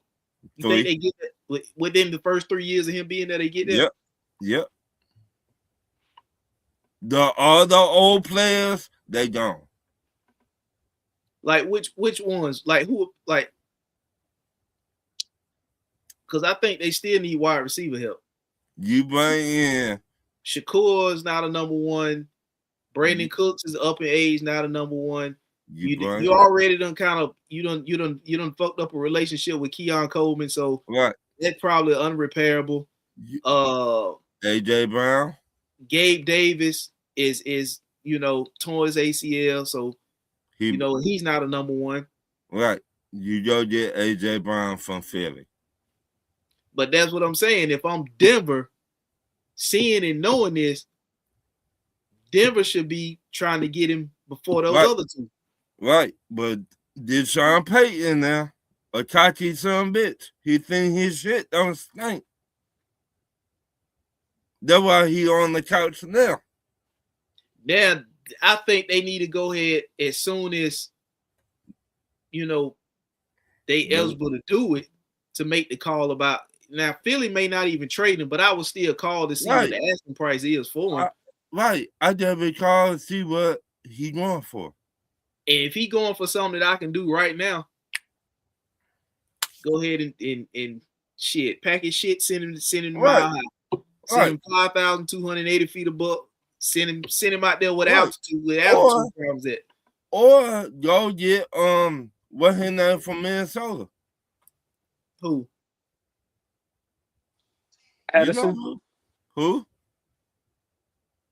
Who you talking about? Addison? Addison. The other one. Oh, Justin Joe. Minnesota ain't letting him go.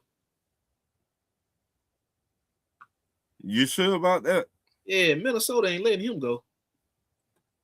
What? Like I said, they need somebody. They'll keep him and they'll shuffle around quarterbacks until they find one for him.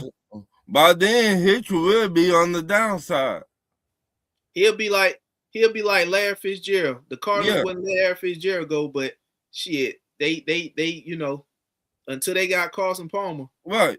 And that was what? Well, they say Niners looking at Addison too. You see? Addison to be a number one if he just stay out of trouble in the offseason. Bullshit, yeah. Right. If he just stop the bullshit.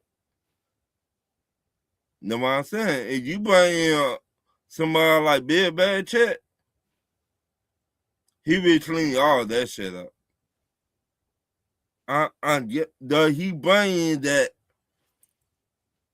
He bring that pit bull mentality.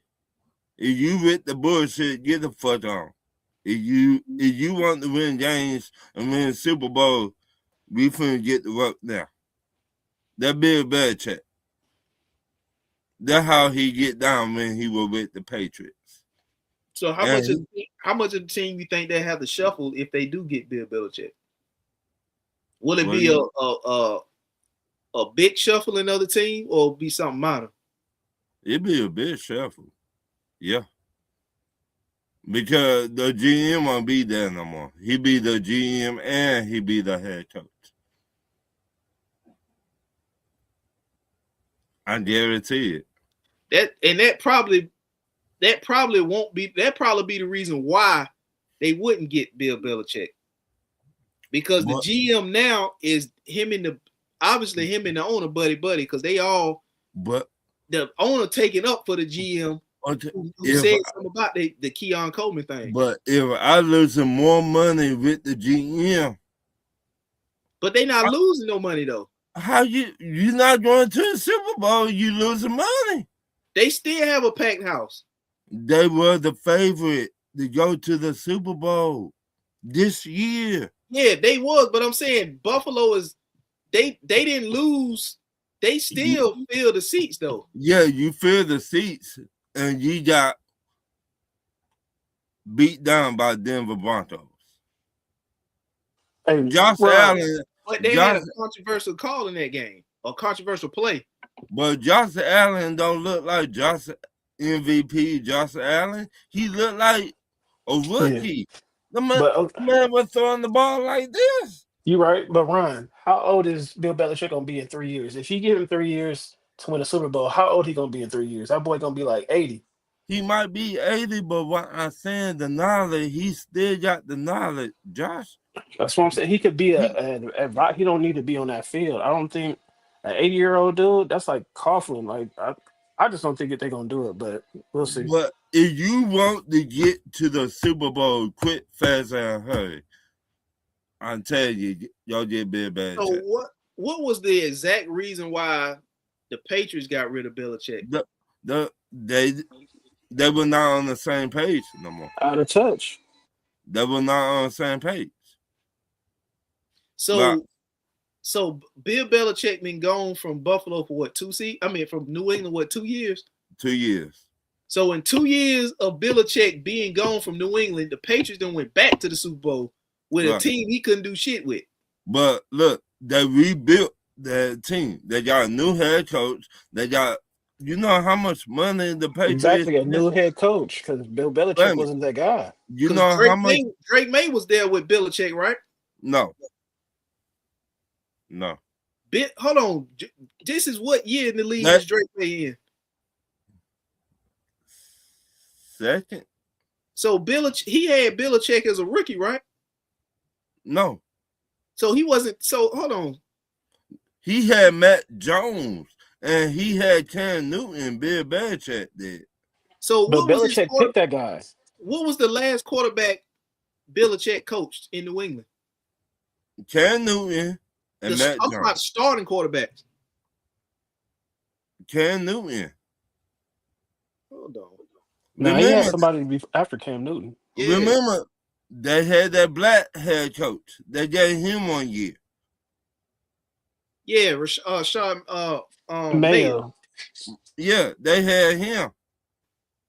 Then they fired him. Bill Belichick. No, Mayo only had 1 year with New England. The I'm talking about. He just had 1 year with them. But Bill Belichick, that's what I'm saying. Buffalo don't need that much. So he left in 2024, January. Belichick chose Mac Jones, though. And Mac Jones is decent in San Francisco. Right. I just don't think Bill Belichick is good. Okay. I don't think Name he's that guy. somebody else you think to come to Buffalo, New York, and take that team to the Super Bowl. I don't know because it has to do with the players too. I don't think that Bill Belichick is the guy to get that team over the hump. To me, age has something to do with it. Accountability, or I don't think he's relatable. Right. Belichick left right before they drafted Drake May. He left the same year they drafted Drake May, like a couple months. Right. A few months before the draft. So I don't think he's the guy to get. It's too much. I ain't gonna say it's too much wrong with Buffalo, but I just don't see Belichick just being that guy. You know, not anymore. I mean, years past, but okay, but we still have not came up with a name. Who you think that go to Buffalo? I don't know who's out there. I don't know who's out there at all. And I definitely Bill Belichick. He's out there for a reason. I don't think teams coaches that's available. Yeah. What up, Sharon? I don't see. I think Bill Belichick is done in the NFL. I mean, all I just saying, I just gave you a name. No, you supposed. I mean, you can, just because I don't believe it, you can. You just don't have to agree or disagree. I think Bill Belichick will go to Buffalo, get all those older players out of there, clean house, and make Josh Allen tougher up. So what position? I mean, who would like clean a house? What part? What would you clean house at? Like the wide receivers? I know not the running back. Yeah, I know that way you talking about getting rid of James Cook. No. Okay. So what? Come on, man. What would you if you were Belichick and you took? They ain't got nothing to give up. They ain't got nothing to give up. They ain't got nobody. They got both. What would you start if you was Belichick and they offered you the job and you said, yeah, what would you start on that team to get them to the Super Bowl within 3 years? Okay, on Bosa, he got to go. He a free agent, so they probably won't sign him anyway. Okay. I don't get a pass rush for cheap. Or draft one or free agent. Or both. Both. Okay. Or I will trade down. So I either get more draft picks. Right. I will trade down. Whatever you gonna give me, I use that to build this team. I need a pass rush. I just get one free agent. I get one in the draft. Boom. The one free agent to teach the rookie. So would you sign Trey? So you would sign Trey Henderson in free agency In heartbeat from Cincinnati? from Cincinnati. You bringing I think Khalil Mack is a free agent. He's a veteran free agent. Yeah. I mean, I would get somebody, a pass rusher. They cannot get to the quarterback. That they problem. Clowney. I might be sign Clowney, but like a good $3 million.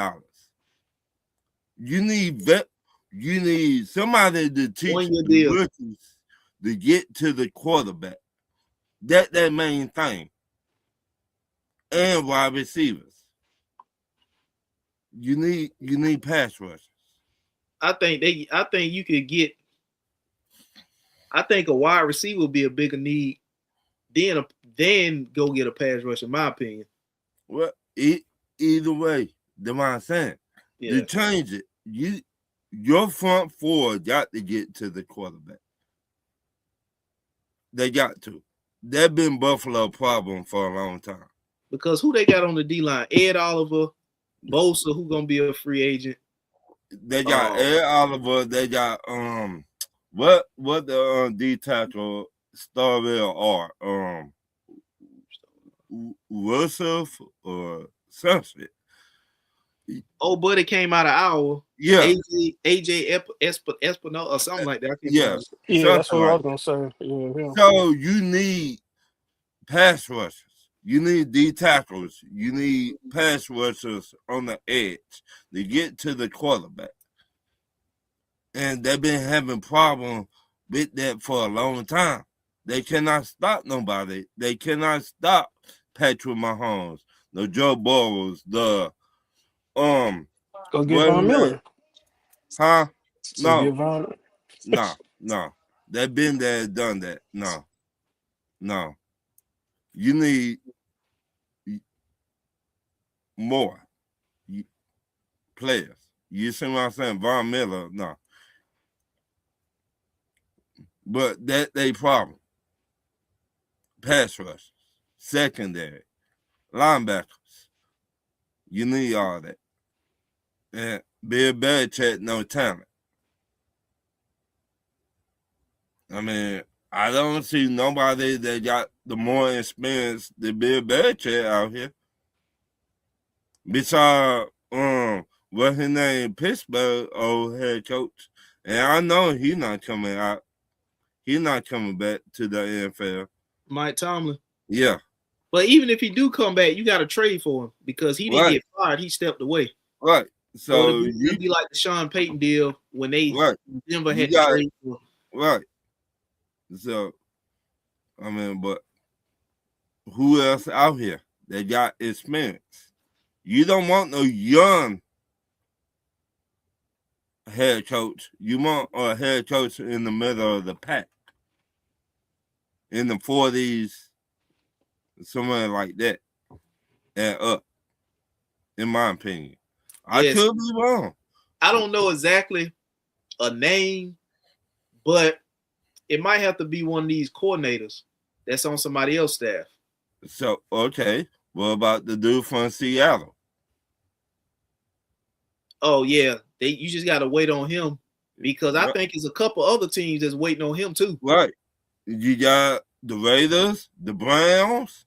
If I'm him, why the hell would I want to go to the Raiders? Shit. Money talk, bullshit walk. You got Jim Leonard. They going to have to scream, Ron. That shit going to have to scream. You got to do more than talk.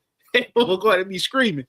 Before I go out there, you want me to leave what I got going in Seattle to come for some chump change to deal with the bullshit y'all got going over there in Vegas?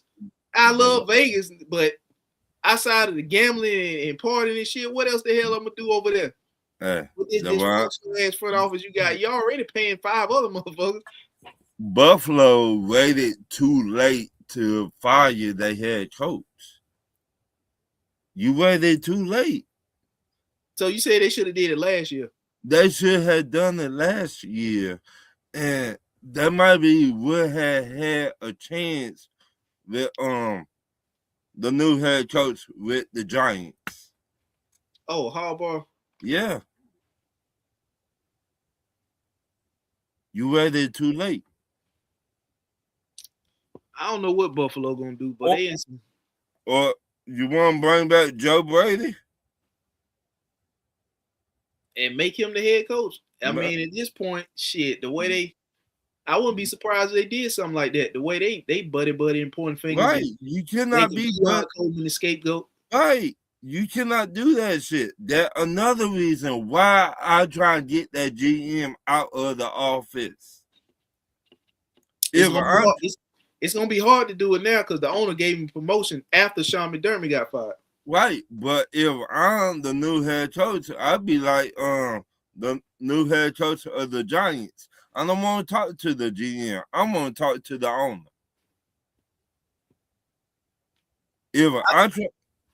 I think to get any coach like what you saying for as a Belichick, I think they messed that up when they made that GM, gave that GM a promotion.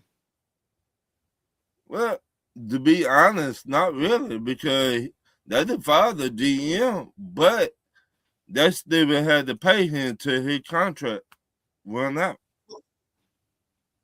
No, I'm saying the Buffalo Bills, the guy Brandon Beane, he got a promotion. Yeah. So he serves as the GM and I think the president of football operations. Right. That's my problem. He not gonna fire himself. But that's my problem. I don't need to talk to him. If y'all coming to get me, y'all want me to be the head coach, I did what I would say to him. Y'all did it y'all way, and y'all fucked up. Now let me do it my way. My way, I don't need to talk to the GM. Better yet, fire the GM. Make me the GM and the head coach. Be a bad check. I know what I need to fix the team. I've been watching from the outside. But I hear you. But him being promoted to the president of football operations, he oversees the head coaching search. I just saying. So if he goes and let's just say he brings Bill Belichick in for an interview, and Bill Belichick says you're gonna have to fire the GM, that's him. And he is the president of football operations, which got you Bill Belichick in there for an interview. So he's not gonna fire himself, so Belichick can get hired. John Harbaugh told the New York Giants, "I don't want to talk to the GM. I want to talk to the owner." Right. And he said, the owner said, "We were not going to let this man leave."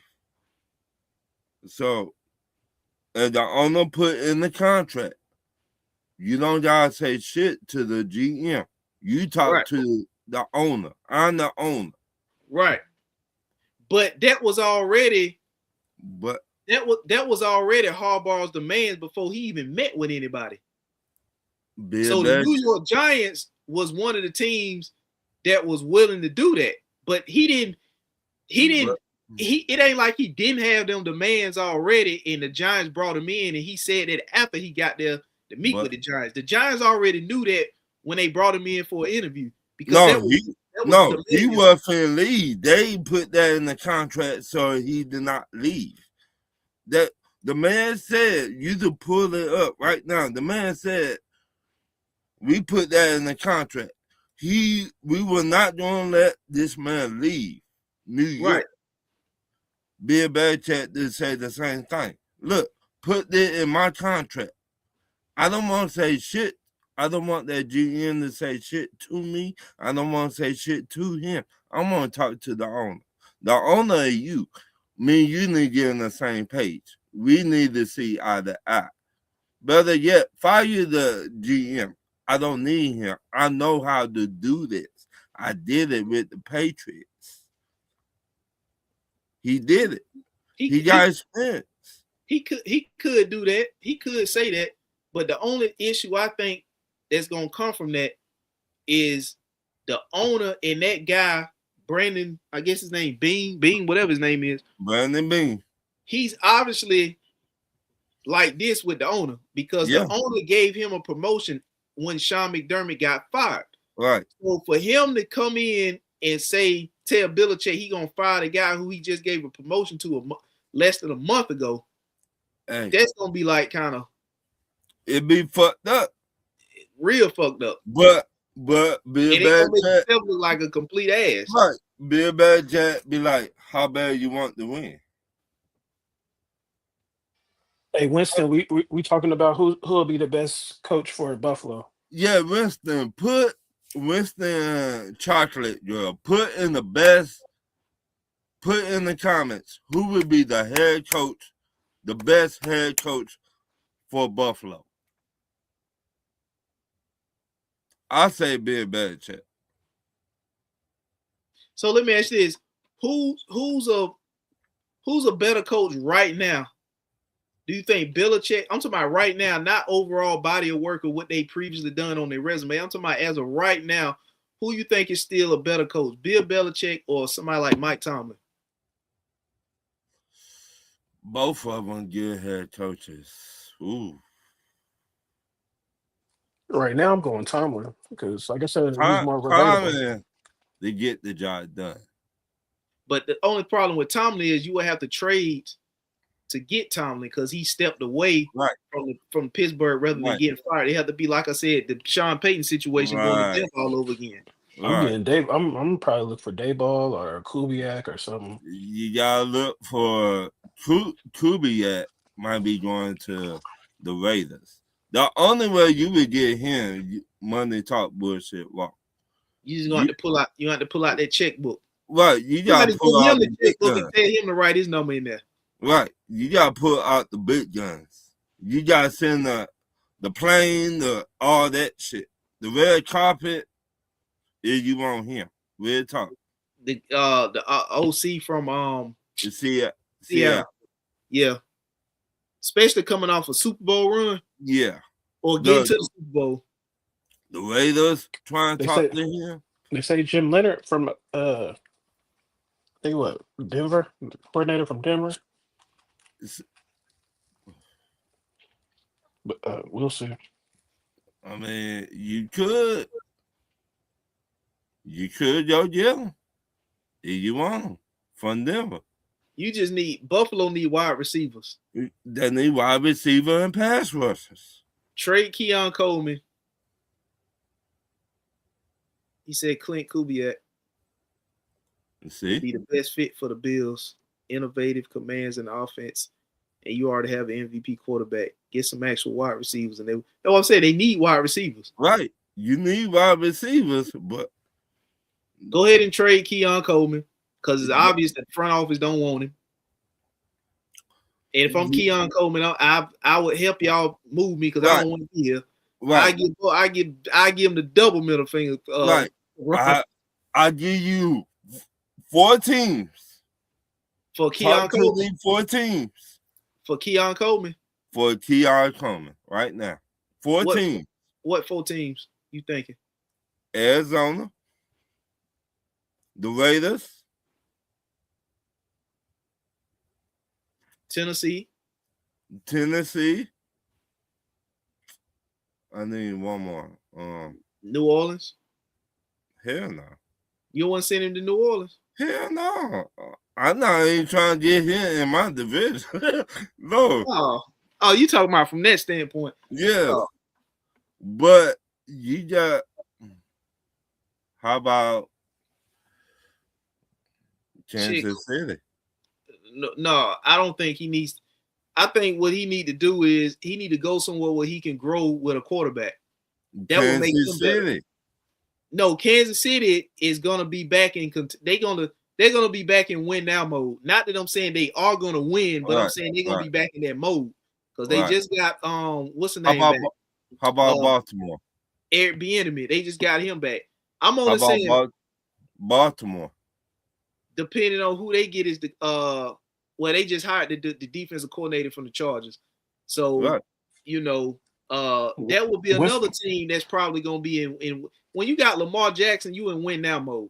Right. I'm thinking about teams they got young quarterbacks that they're not expected to win, but they can get better and be better in 2 to 3 years. Washington. Like Tennessee is gonna be better in 2 to 3 years. They got a young quarterback in Cam Ward, and he can build chemistry with and grow with Cam Ward. If he go to Cleveland ain't expected to do shit. He can grow in Miami. He could grow with Shador, and they could be a good wide receiver. Miami. But who who will be the quarterback on Miami? They're gonna probably get Willis. I could see that. Malik Willis. That might be all right. He said nobody's going to trade for Coleman. He's a bum. Had more health scratches than injury scratches this season. He's going to have to prove himself before his trade value. Well, we cannot say that. He might just look terrible in that system. If he go to another team, that might be. I don't think Coleman's a bum. I think what happened with Keon Coleman is he got drafted to a situation where he had to be the guy at a key position to help them get over the hump as a rookie. He didn't have a chance to go through a rookie wall. He had to be the number one guy in Buffalo right out the gate as a rookie on a contending team. We're not talking about a position like a defensive tackle. We're not talking about a safety. We're talking about a premium position that the Buffalo Bills had a need at, which was the wide receiver position, and they drafted a rookie guy to come in and be on a contending team and help them be the guy to get them over the hump at a premium position. How about you said dropping passes look terrible in any system? Right, but you're right, listening, but also the system. Keon Coleman could go to, like I said, I'm not even gonna say the system. I'm just saying, like, he doesn't have, like, dropping passes in Buffalo is a bigger deal than dropping passes in Tennessee. Right. You could drop passes in Buffalo and they'll call you out because you're expected to win now in Buffalo because they're a win now team. But if you drop passes in Tennessee, it won't be as big of a deal because Tennessee is not expected to do nothing. Right. You're not in a win now situation in Tennessee. The Dolphins, he could go to Tennessee, Houston. I'm just thinking of teams and quarterbacks or teams that not expected to do nothing with a young quarterback he can grow with and make his, go through a rookie wall and make his mistakes and get better. You know what I mean? Because even Marvin Harrison was dropping passes and had it down. Yeah. You know what I'm saying? But Marvin Harrison he ain't no bum. Jacksonville. You see what I'm saying? But Marvin Harrison went to a team that wasn't expected to do shit. What about the Colts? Who? The Colts. Indy, yeah, they did just lose A.D. Mitchell in that trade with the Jets to. You got a lot of teams out here going to need wide receivers their offseason. Pittsburgh, Baltimore, the 49ers, Atlanta, New Orleans, Washington, the Giants. There could be another spot. The New York Giants. The Jets. I know they might not trade in that division, but it's Winston. He said he want to be on the show. He want to be a guest. Get his info and send him the link. He can jump on next week. I'll send it to him. Okay. Next week. Yeah. Just get his info and send him the link. Oh, but y'all had info. I know. Okay. Well, just shoot my homeboy. Shoot him the link. He jump off. They're my homeboy. You got a lot of teams out here need wide receivers. Seattle, because their wide receiver talked about retiring. Oh, Cooper Kupp. Mm-hmm. But they traded for the guy from New Orleans, Sheed. Yeah, but they're gonna need somebody else. But they can draft one. Yeah. They can draft one because you got Jackson Smith and Jigma. Shit, they can. The Giants, Cleveland. That's what I'm saying. Coleman can go to Cleveland. But I'm only thinking about Coleman going to teams who ain't expected to do much. They got young quarterbacks. He can grow with that, make his mistakes. It won't be a big deal. Right. He did grow in Shador.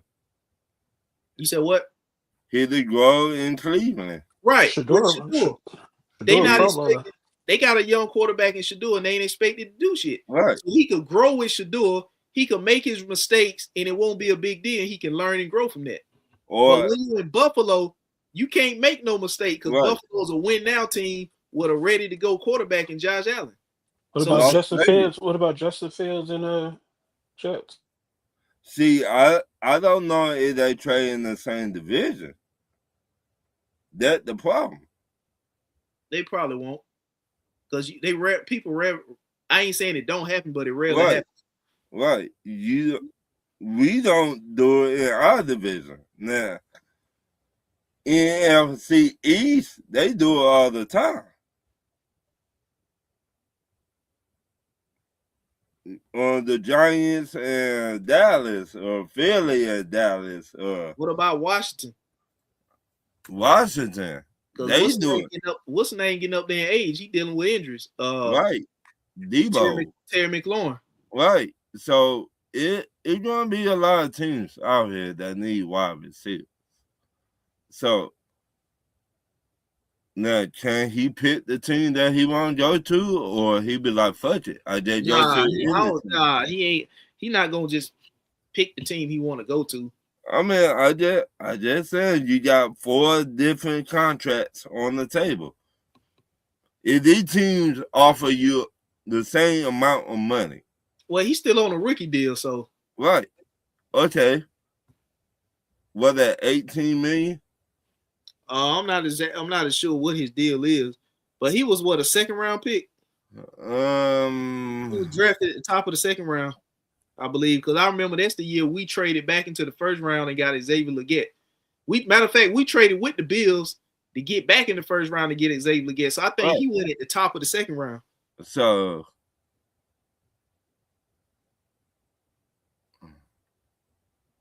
like I said, it's gonna be teams out here that need wide receivers. Yeah, he was the first pick in the second round. He was the 33rd pick. So let's just say,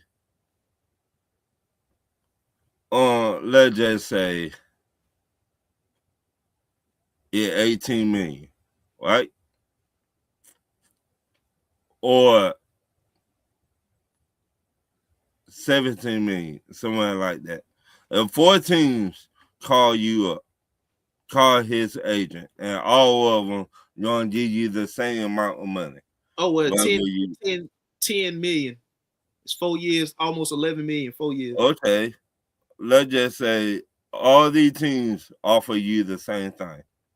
Where will you go? You got the Raiders, you got Cleveland, you got Washington, and you got Tennessee.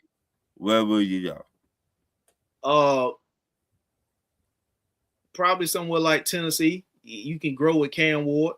You either grow with the rookie that Vegas finna get, Mendoza. No. You don't know if they're gonna get Mendoza. It ain't a lock, but at least Cam Ward is already on the team in Tennessee. But Shador is already on the team in Cleveland. Right. You know what I'm saying? You just don't know who the coach gonna be in Cleveland. Right. But Robert Saleh just took the job in. Right. So I think you can grow with Cam Ward. I mean, you're not gonna win nothing. There ain't gonna be no pressure. That's what I'm saying. A team like that with a young quarterback, you can grow and make mistakes, and both of y'all can learn from it. Right. And they got Kevin Ridley there, the teacher in Tennessee. Right. So, and whatever other whoever else they sign as a vet. I would sign a veteran to come in. I think Tyler Lockett over there too. Yeah. Winston said he ain't going nowhere until his contract is up. He's had 3 more years. He has 3 more years on his, unless the Bills decide to move him. I And if mean, they do, that shows they regard they have for him and What won't get over a 5th round pick. right, I agree. but We only talking about Coleman being moved because of the what like the the owner right, and they the pointing owner fingers said of what the owner and the GM pointing fingers at everybody else about who wanted to draft him and who right, didn't.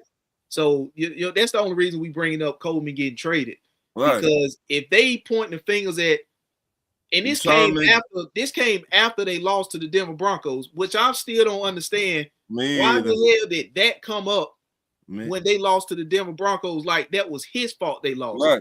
So Me once either. Sean McDermott got fired, then they started pointing the fingers at the coaching staff wanting Right, him, and that ain't what the GM wanted to draft and all this other kind of right. stuff.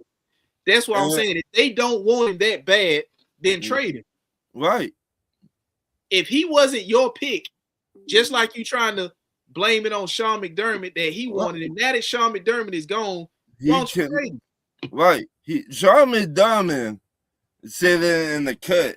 Like, I'm not saying no.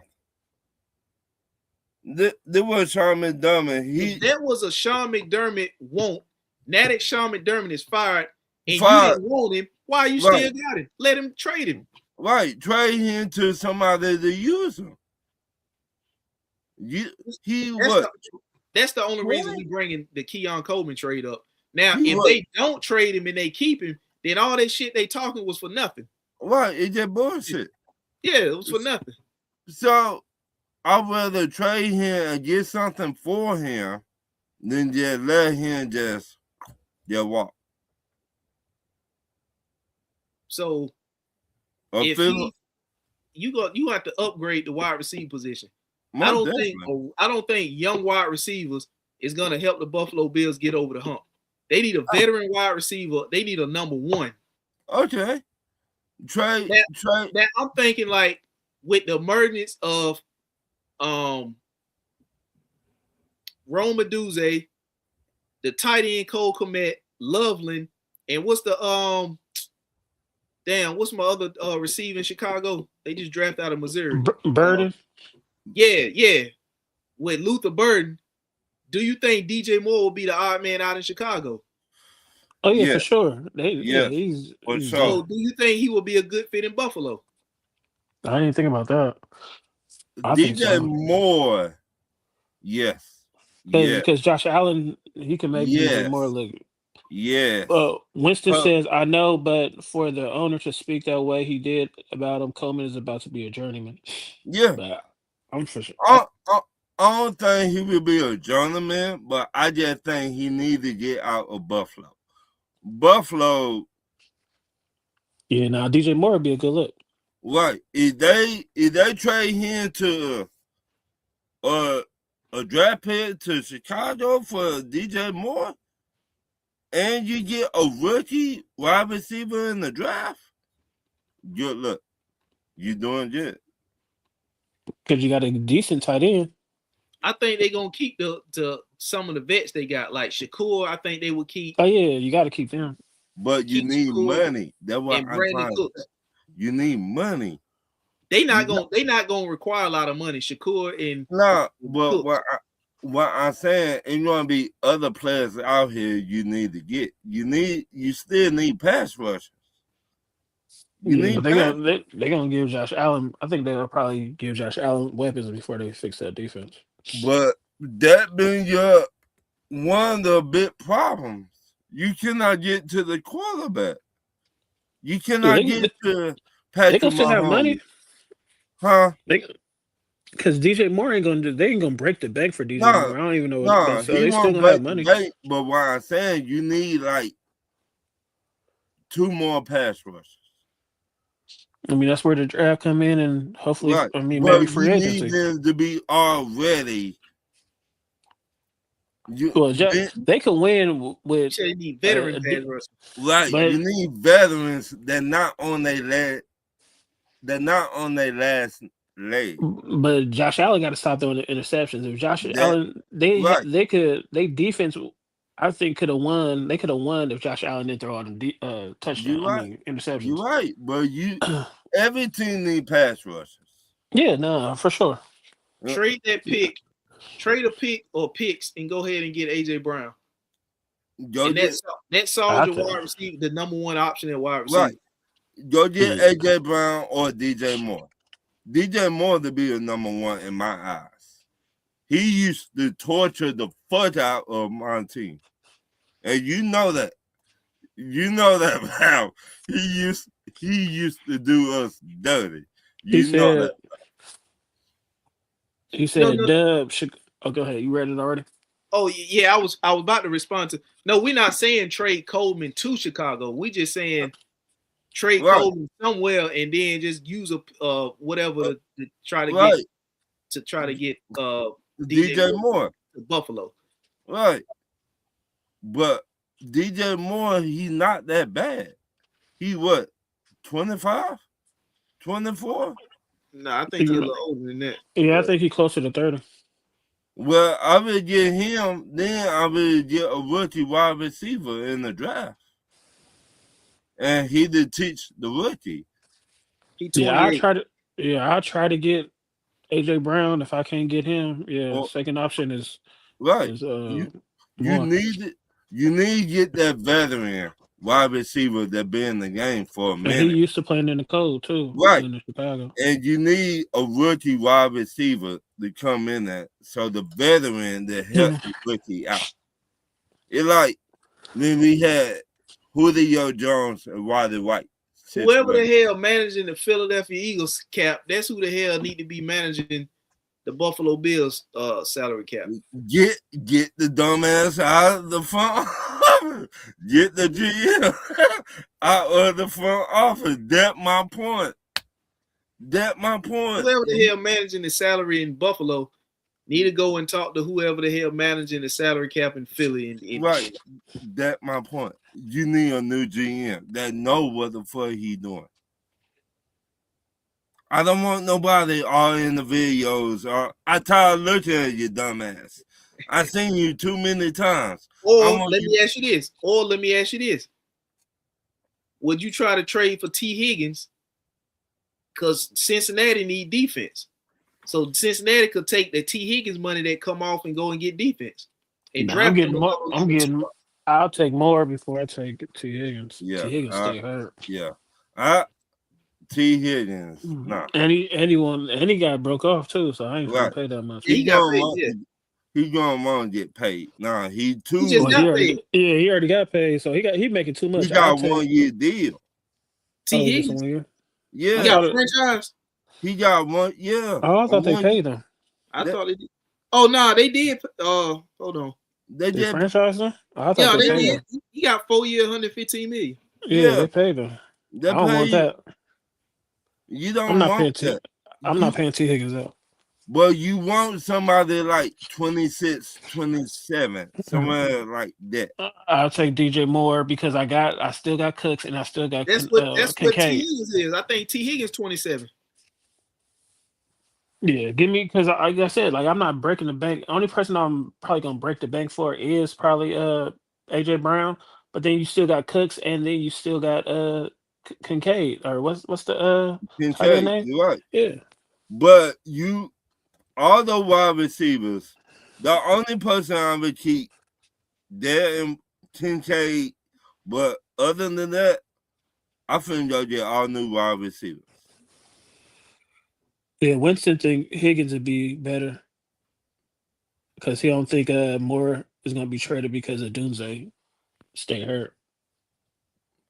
So, that's what I'm saying. Buffalo need all new wide receivers.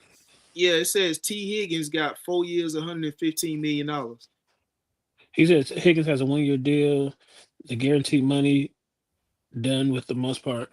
So, the guarantees, what you saying? Okay. Yeah. Yeah, okay, the guarantee. Yeah. So, that's what I'm saying. Go get somebody like that. I'm not taking Higgins. Put in Higgins to be a number one wide receiver. That's a win-win for both. Because Cincinnati they could lose, they could drop his money off, spend that money on defense, and draft them a solid number 2 wide receiver. They should have been did that. They should have already done that. It's just his health for me. If he stayed healthy, I make the deal. Like I could see I that mean, happening. to me, if I want to get out of, I'm going to AJ Brown first though. if I want to Yeah, get I out agree. of the spotlight, being with over here, I want to see what I could do by myself. So I'd be the guy. You see what I'm saying? The best place for T. Higgins to go is Buffalo, to be the guy. What about Brandon Ayuk? San Francisco pretty much done with him. But Hell you don't no. know what Brandon Ayuk you would get. No, Some yeah, I'm people, not. some people say he could be a number one. I don't think he, but I'm just saying some people say he could be a number one. He I can, don't but trust his health either. you don't. That's what I mean. He get You broke don't off know too. what Brandon Ayuk you would get. Will you get this Brandon Ayuk that he been showing you all year? When shit don't go his way, He missed the whole season. I'm right. good. But you know But they got an investigation going about some electrical station out there in San Francisco as to why they having a lot of these injuries. Like Right. it's weakening and damaging ligaments, and it's they easily injury. So they investigate that. So maybe once he get the hell away from that, he could. Right. You know, but we don't know. Yeah. Well, once again, you don't know what Brandon Ayuk. You don't know where his mind at right now. I would say that. I know he mad he didn't go to New England. You see what I mean? He would have been in the Super Bowl right now. So if he go to Buffalo, that would help out Josh Allen a lot. So and he been number one. Yeah, Brandon Ayuk. Nah, they gonna try to get George Pickens from Dallas. Dallas gonna franchise him. Yeah, he's not going nowhere. They still gonna suck because they defense. Even though they got Quentin Williams, they still defense gonna be trash. I mean, he says AJ Brown to the Bills would go crazy. Yeah, he want more touches and outside the tight ends, Bills don't have a reliable target. Right, yep, exactly. Make it that high, right. brother. You mentioned our point. Yeah, that's what we saying. Plus, you got teams like New England to have money, right? And then Denver, who just lost to New England in the AFC Championship game, in my opinion, need another wide receiver. Right. So Buffalo gonna make the deal.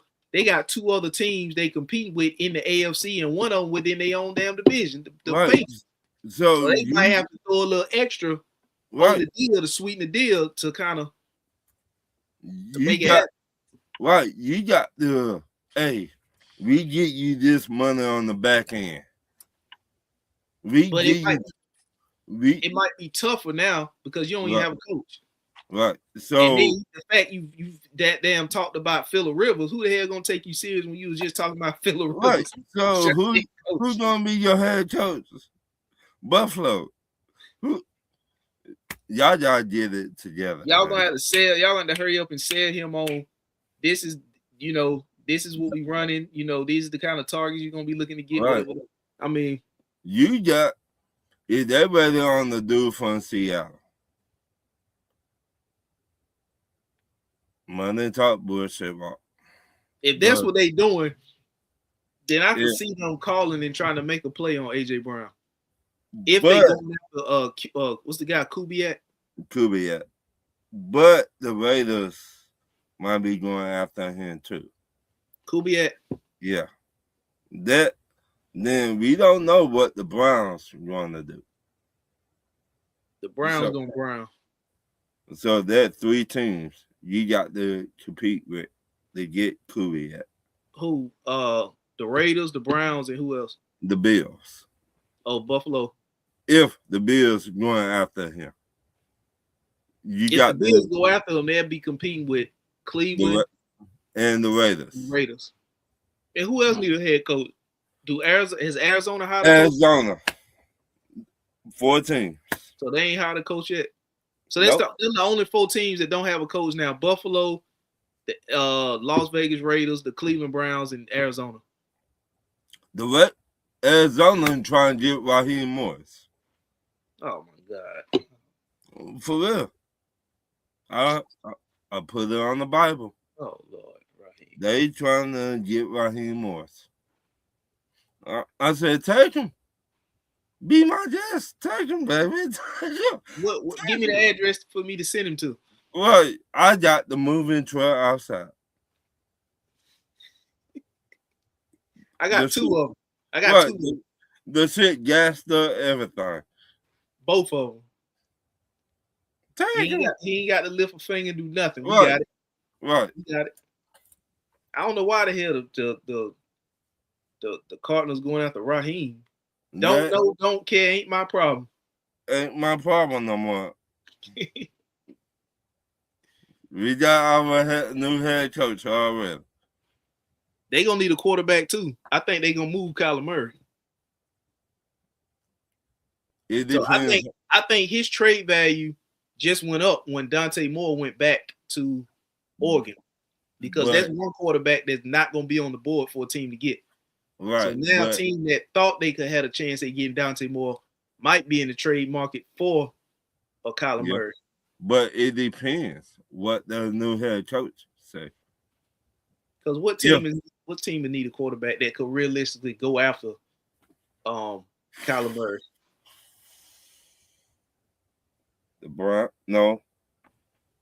The Raiders. Well, they got the number 1 pick. Yeah, but you still need somebody to teach the rookie. Who? Well, I mean, you're not gonna trade for Kyler Murray and draft Mendoza. Why not? That'll be just like the Michael Penix and Kirk Cousins move all over again. But what I'm saying, you got somebody to teach the rookie. Well, Geno's still there, so they won't need to trade for Kyler Murray if Geno's still there. How long his contract is? I don't know, but I'm saying if you draft Mendoza with the first overall pick, he ain't gonna be sitting 3 years, not being drafted number 1. But I was sitting on one. Like he will not play this year. Well, Geno will be there this year. He's still on the contract for this year. We don't know how long he got the rest of his contract. That's what I'm trying to say. Don't say. I think Geno got 1 more year left. I think. And even if he don't got 1 more year left, he'll go to the damn bench. He ain't got no more than 2 years left. Because Geno awful. I mean, the man terrible. Geno signed a 2-year extension with the Raiders. So through 2027. So he'll play. So after so this season and then 2027. So what I'm saying, he played. He'll be there for 2 years. Yeah. Okay. Winston said, legacy-wise, the Raiders would be a better option for Kubiak. Quicker path to the Super Bowl would be the Bills. Raiders have Bowers, number 1 pick in money. Bills, Allen, defense, and a running back. Build or jumpstart. That's a good look at it. Right. I would be honest with you. If I were the Raiders, I'd trade back. They got a lot of holes to fill. But that one of my questions on Talk Your Ish. Do you trade back if it's they need everything? They need linebackers. They need wide receivers. You name it. They need it. He said if the Raiders draft Mendoza, he's going to be the starter. Geno has 2 years left, but he's not starting over Mendoza. I don't know. I think in order for this to work like we think it's gonna work, they got to get Kubiak as the coach. They got to ASAP. Because I think Kubiak, if he comes in and be the coach for the Raiders, he could kind of get Mendoza going the way Mendoza need to go early.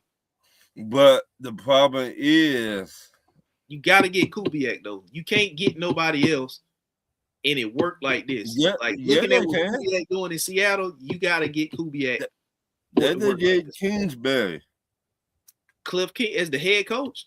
Yeah, why not? He do the same thing. He do the same thing that the Seattle dude. Kubiak will be a better option.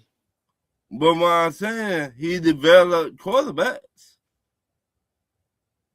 But Kubiak, I guess, with the money you got, if you the Raiders, the number 1 pick, like you say, you got Brock Bowers to work with. You're gonna need wide receivers. You got Ashton Jenney there. You need to get offensive line. You need to spend some money in free agency on your O-line to protect Mendoza. So know what I'm saying? You get Kubiak. He develop Mendoza. He got the short Oopaloopa paid in Arizona. Kyler. Yeah. He got him paid. Winston said, "No, you go get a QB now. Ain't no trading back unless you're planning on taking again. So you're looking for sooner success, but the team will be broken up in a few years You when the probably gonna extensions be are due." even if you. I mean, I get that, but even if you get Mendoza, it's probably gonna be damn near like a tanking season anyway. Right. Because I don't see the Raiders going from the number 1 pick to the 9th pick. Right. I don't see that happen. Yeah, they still have a top 10 pick. Yeah, they'll go from 1 to what, maybe 7. I don't think they're gonna go from number 1 to like number 19 or 20. Right. So you gonna if you get Mendoza, just don't ruin them before you have a chance to get started. Thank you. I would try and be nice about it. Is he worth getting number 1? Oh, he's nice. Yeah. I think he's gonna be the number 1. Yeah, you could tell when somebody got it, he's gonna be the first quarterback off the board. Yes. Like soon the shit come on, you better run it up there. Soon as I say Las Vegas Raider, motherfucker. Well, knowing that you got the first pick, you should already have your shit ready anyway. Right. I never understood this, right? Help me understand this. For teams that got the number 1 pick, how the hell you not know who the hell you want to get? Why the fuck does it take you to the last second to turn your pick in when you got the number 1 pick? Yeah, that's so annoying. Nigga, you should have that shit all ready to go. You should be on your 2nd round pick. But still, they trying to make it exciting. They want everybody to be like, what the haters? Yeah, they want all that anticipation, but at the end of the day, it's boring. We got to wait all 2 minutes. They trying to say, you're right, Winston. They won't be tanking, but I'm just saying, like the amount of games you're gonna win, it's gonna look like you tanking. The Raiders, it's gonna be a Raider base. You know what ESPN gonna say? Oh, what the Raiders gonna do? Will they trade back? Get more picks? He's gonna get it wrong again. Right. Or will they draft Mendoza? How do Mel Kiper still have a job? That dude is the worst. I've been saying that forever. He been jacking up picks for how long? Yeah. Right. He said he no talent. Well, motherfucker. This dude is the worst, man. That one dude, I can't stand, man, come draft time. I can't stand that old fort right there. So ESPN, I guess they got this updated 6 days ago. They got the Raiders taking Mendoza at number 1. Right. But they're trying to make it what the Raiders will do. Will they trade back, get more players, or will they take Mendoza? Yep, so, NFL.com got the Raiders taking Mendoza at 1 too. That national championship performance pretty much, or the season that he had this year, pretty much. They went 16-0. Yeah. Undefeated. What? Because I don't think the Jets are going to take a quarterback with the 2nd overall pick. I don't know. That might. I think they're going defense because they got two first round picks. I'm telling you, I think the Jets going to go defense with that first pick they got in the first round, and then the 2nd pick and they got in the first round. I think they come back with a quarterback. Now, I wouldn't be surprised if they try to get Ty Sampson later on in the first round with their 2nd pick. You know what? I would not be surprised they get the dude from Ole Miss. And they come back. Trinidad Chambers. Yep. With the number they get another pass rush. Winston said you're listening to offers from other teams at that point. If someone comes up with something crazy, you have to entertain it. You got to. For who? For which one? Mendoza. Oh, somebody want to trade up to get Mendoza. Right. If somebody offer you 4 number 1s, first round picks, or if they offer you half of their picks all this year and half of their pick next year, will you take that? Yeah, you got to take that shit. You can't turn that down. Right. So, and it's gonna be a better quarterback class next year. You either get Archie Manning not this year coming up, but the year after. 2027. Yeah, Archie Manning, Dante Moore coming. He got to come out then. Dante Moore. You might get Carson Beck. Well, Carson, he coming out. So it just depends. If they See. offer me all these draft picks, I agree, Winston. They go on defense. So I agree the Jets go on defense with their number 2 pick. but what I'm saying, and they got two first round picks. Right. So the second first round pick, they'll probably go quarterback. They just do like Houston did. Houston got CJ Stroud. Then they got Will Anderson. Yeah, Will Anderson. So Avery Reese, linebacker from Ohio State. That's who we talking about. That might be their pick because they got Aaron Glenn as the head coach. He's a defensive guy. They traded Quentin Williams to the Cowboys. That's how they got that second another first round pick. Mm-hmm. So and they traded Sauce Gardner. So they, to me, the Jets, the wild card, to me. No, we don't know what they thinking about doing. We don't know. They the poor Houston. Then you look at the teams that's up here. The Jets, number 2. Mm-hmm. Like I said, I don't think they're getting a quarterback. Arizona at 3, I don't think they're getting a quarterback. Tennessee got a quarterback. The Giants got a quarterback. Cleveland got a quarterback. Washington got a quarterback. The Saints got a quarterback. Kansas City got a quarterback. Cincinnati got a quarterback. So there's only 2 teams in the top 10 that could possibly get a quarterback. All right. Then Miami at 11. Dallas got a quarterback at 12. The LA Rams at 13 got a quarterback. Baltimore at 14 got a quarterback. Tampa at 15 got a quarterback. Then you got the Jets again at 16. Well, the Rams, Detroit got a quarterback. The Rams were talking about they don't know if their quarterback might be retiring or coming back. Well, the Rams got 2 first round picks too. Right, they got ours. Right. That's y'all's pick at 13. Yeah. So you go all the way down to Detroit at 17. They got a quarterback. Minnesota, they done already invested in J.J. McCarthy. Trash. Carolina 19, Bryce Young. Then y'all Dallas with the second, another first round pick. They got a quarterback. Pittsburgh at 21, they could use a quarterback.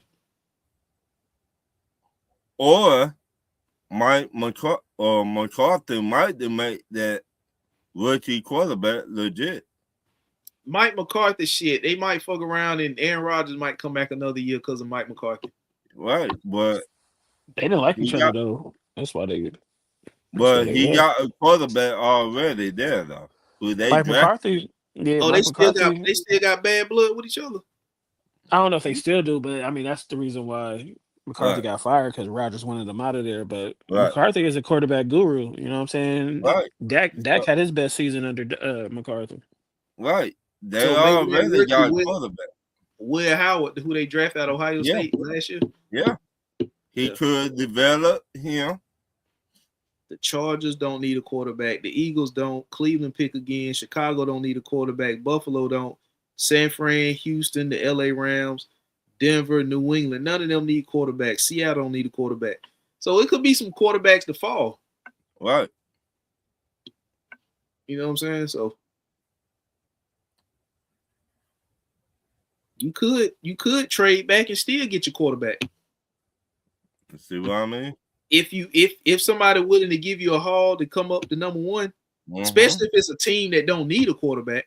If they willing to give you a haul to move up to number 1, shit, you entertain that because you could trade back and it's a good chance you still might get a quarterback. Right. And you get other pieces. Right. Now don't trade way back. Now I'm not saying don't fall from 1 to 13. Don't fall that far. Trade to stay within the top 10.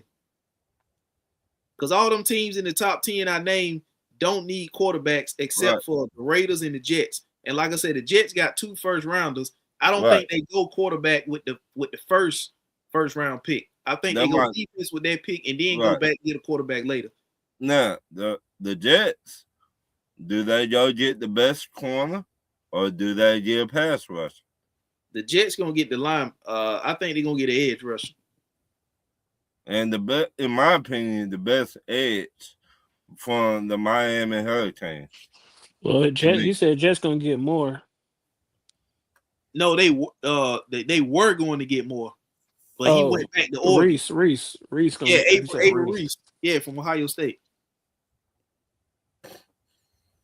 So we gotta see, but what else? Because he can play edge rusher and outside linebacker. Mm-hmm. It's almost like you getting 2 positions in one.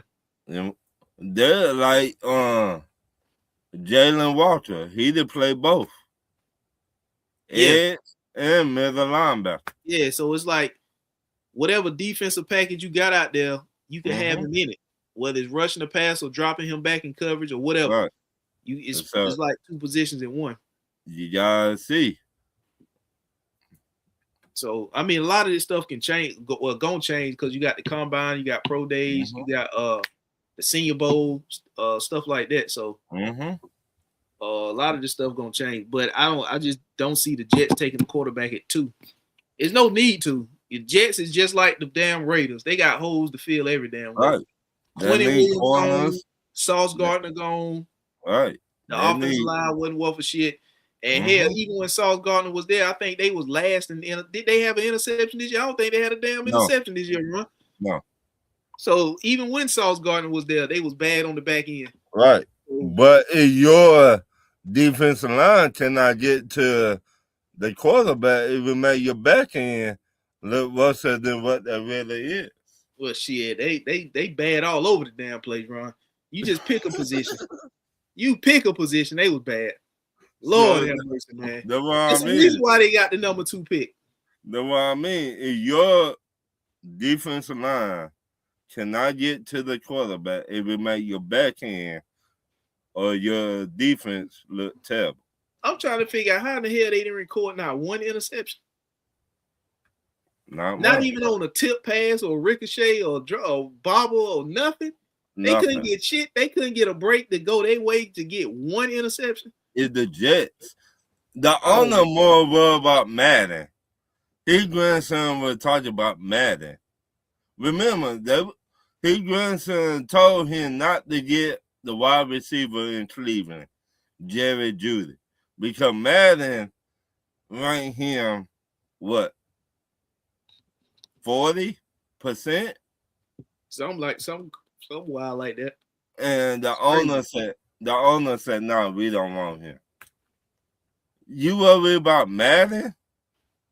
Yeah, I think you're looking at the top 10. I think Arizona gonna get offensive lineman. Tennessee, I think, gonna go offensive lineman. The New York Giants, they really could go offensive line too. They could, because the New York Giants got a nice defensive line already, so they don't need nothing on the front 4. Right. They could get they need secondary help. They need cornerback safety, so they could go Caleb Downs right there. Right. They could get Caleb Downs. He would be nasty. What? With that defensive front they got, they need secondary help. Are you kidding me? Is that gonna get Caleb Downs from the Buckeyes? With that defense? Shit. Cleveland, they gonna go defense. Well, they don't need defense. They defense already. No, they need defense. They took a defensive player last year. I think they got 2 first-round picks too, because that's how the Jacksonville ended up with Travis Hunter. Jacksonville traded up with Cleveland, and Cleveland got their first-round pick this year. Right. So Cleveland they took the D lineman from Michigan. What is his name? I know who you talk about. What's his name? He came from Michigan. I think Mason Graham. That's his name. Yeah.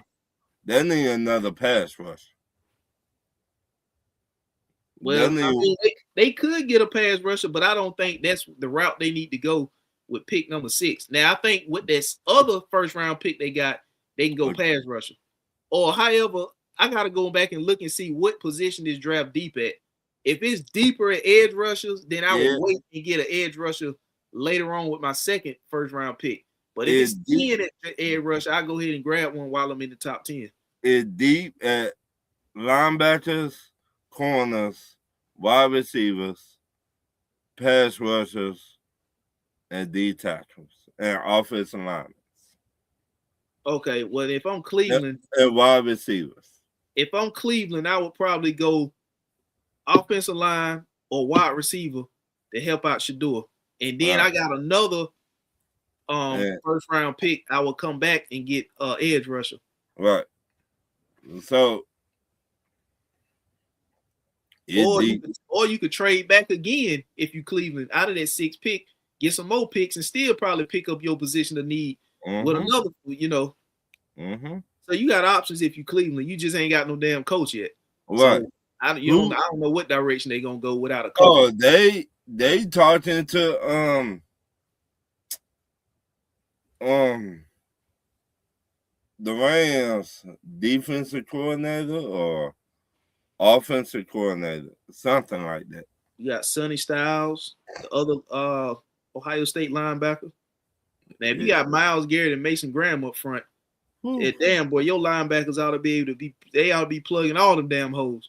Or be getting. Or if Cleveland know better, I would trade for the dude with the Giants. Who? Not Burns. Who the other one they got there? Thibodeau, Kayvon Thibodeau. Yeah. Yeah, because I don't think the Giants are gonna pay all 4 of them linemen. Right. You trade. You just got them. Abdul Carter probably for that reason.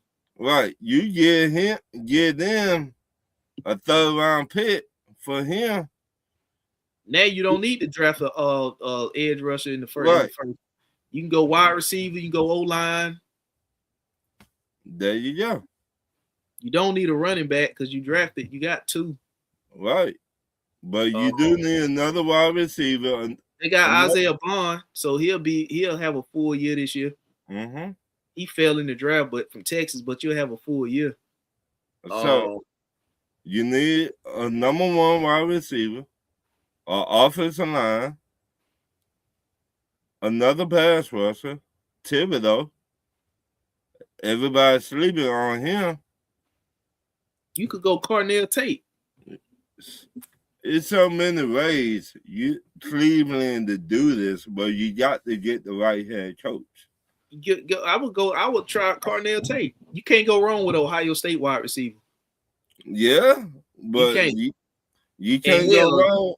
Right there in the state of Ohio, you should have a front row seat at every goddamn Ohio State game checking out these players. You right up the damn road from Ohio State. Or Bama wide receivers. And I hate Bama. But they wide receiver core? I don't think any of them gonna be in the first round. Yes. Who? Because Ryan Williams ain't coming out. Not Ryan Williams, the other one. Bernard, I think he'll be a 2nd round pick. Hey, I mean, unless somebody trades back into the first round to get him. That's what I'm talking about. If I'm Cleveland, route running, Bama do that. All they wide receivers run routes. Crispy. They known for that. Running routes and catching the ball. That's what they do best. So they got this NFL.com, this day mock draft. They got Cleveland taking the offensive lineman with the 24th pick. They got us taking another wide receiver, Jordan Tyson. I could see that. If we take Jordan Tyson, it's over for Leggett. Pack your shit, like you said, Ron. I got the U-Haul truck out there running already. The heater is gassed up and the heater already running. Hey, remember that sucker? Cleveland Brown to be that sucker. Y'all to be like, Y'all to be that process, man. Yeah, Cleveland. We got Leggett over here. He very good. Come get him. Shit. Come get him. Give me a second round pick for him. But I don't think we need a wide receiver in the first round. I think we need defense. I think we need a linebacker. So somebody like CJ Allen from Georgia. Y'all not getting all that good shit now. No. We need a linebacker. No. We need a linebacker. We need a linebacker. CJ Allen from Georgia was he another one. They'll play middle outside. He can play any linebacker position. Yeah. He just like Jalen Walker.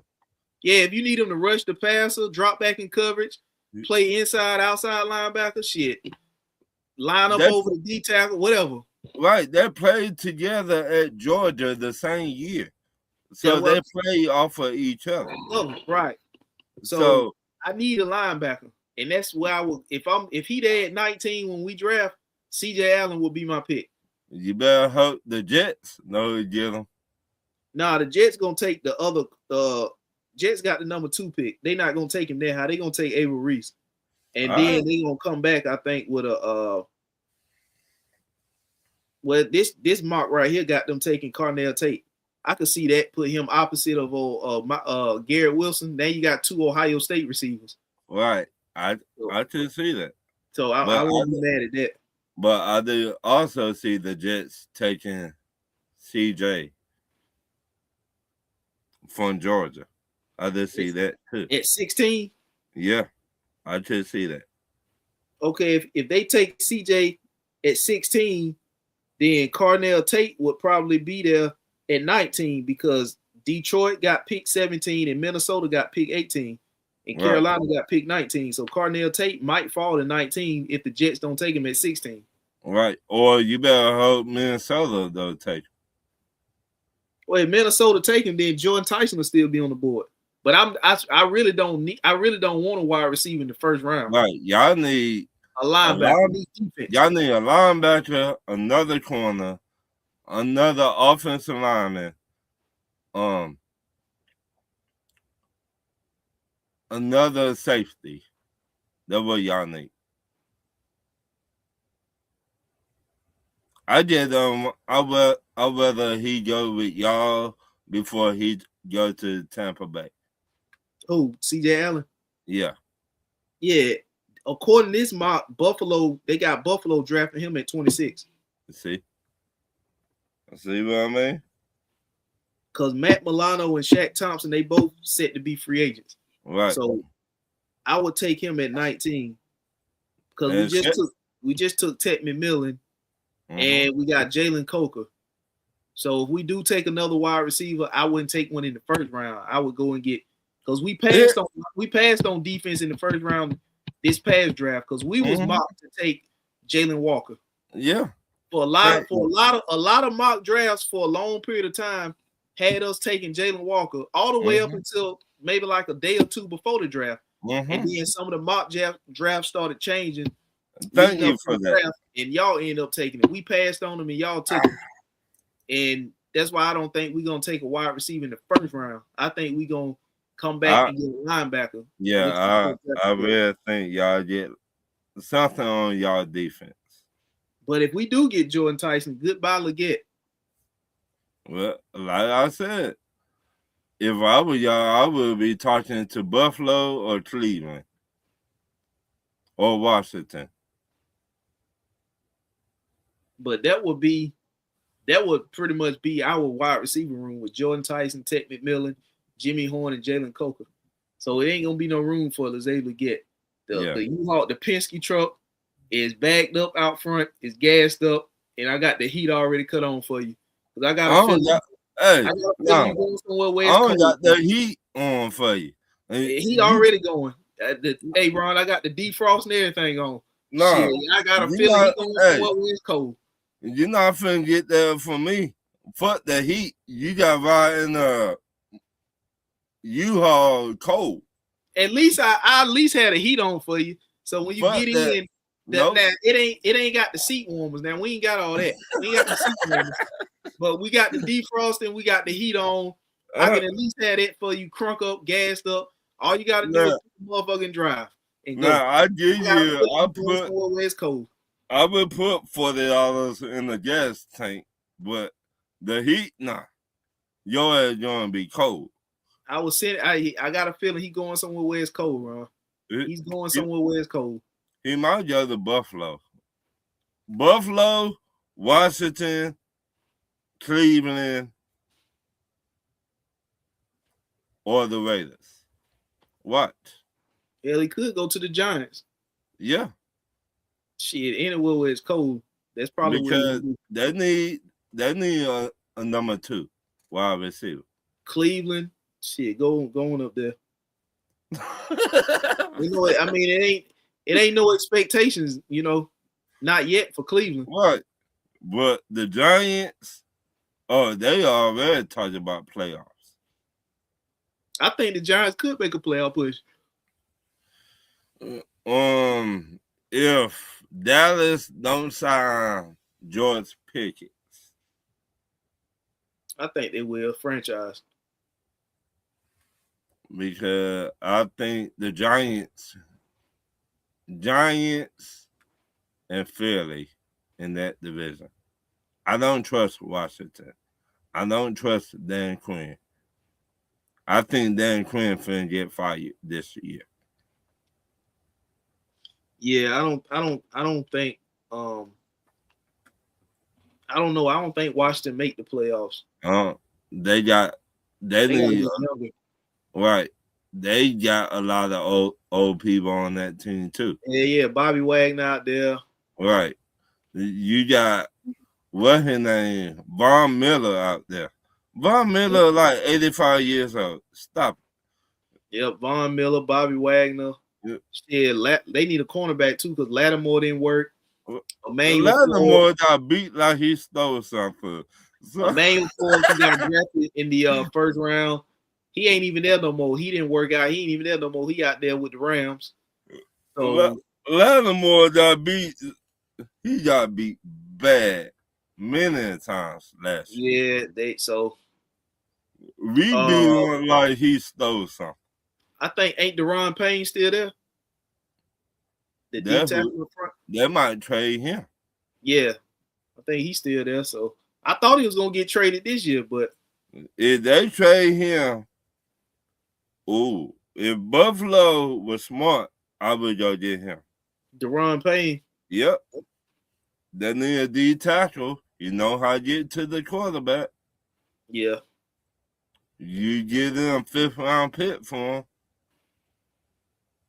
He know how to get to the quarterback. That been one of their downfalls. Buffalo, getting to the quarterback. Yeah. And he did eat all the chicken wings he wanted to in Buffalo. Yeah, somebody like the Chicago Bears might trade for him. Chicago Bears, they need to get younger in that area. They got Grady Jarrett. Yeah, Grady Jarrett. Yeah, Grady Jarrett, like what, 30 something? Oh, I'll tell you right now, Grady Jarrett, something like that. Yeah, he wanted a lot of money, and we were like, nah, we're not finna pay you back. Pay you all that. And you lost a step too? No. He's 32. Yeah. They need to get younger. They need draft somebody. Deron Payne, 28. Yeah. Deron Payne. If I'm Buffalo, I'll be on the phone with them. About Deron Payne? Mm-hmm. Shit, if I'm Atlanta, I'll be on the phone with him. Y'all don't want to see him. He coming back home too. Y'all don't want to see him. We could trade for him. Yep. Y'all not finna get all that good shit now. You know what we could do? We could trade for Deron Payne and then draft CJ Allen. Yeah. You put Deron Payne up front beside Derek Brown. Yeah. And you know what? To be honest with you, I wanted Derek Brown. But they had us linked to Trey Henderson too from Cincinnati. Yeah. But I don't want to overpay for an old edge rusher like that. I wanted Derek Brown in college. coming out of Auburn. Yep. I wanted him and his homeboy Who? next to him at that time. Oh, didn't he play with that dude? He man? played for us, but he could not stay healthy. Yeah, I know exactly what you're talking about. Coming off the edge. What the hell was that dude name? Because y'all did get him. And he cannot stay healthy. I was like, fuck. What the hell is that dude name? I know exactly who you're talking about. We let 'Cause that at one point during the season, they had him as a first round pick too. What the hell? Because David Brown was, you got to put two players, two offensive line on David Brown. And he still be moving them. Yeah. So that's what I'm saying. I will trade for No. Daron Payne No. and draft CJ Allen. No, y'all not doing all that good shit. That's exactly what I would do. Because I think we got 2 picks in 1 round. Damn. I think we got 8 total picks. So I think we might have 2 5th round picks or 2 4th round picks, something like that. But I would trade one of them to get CJ. Daron Payne. I gotta double check.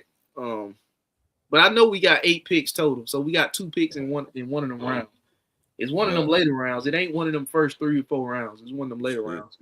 But I got to go my job. All right, Ron. Matt, send your boy the info he can jump on next week. All right. Yeah. And we'll break down the Super Bowl predictions. All right. All right, Ron. Y'all be safe. easy. All right, Like fellas. and share the show, everybody. And Please do. check on your family members. Never know what a person going through behind closed doors. That too. And his weather. So Right. make sure everybody, Y'all keep warm down there. Peace. All right, people. All right.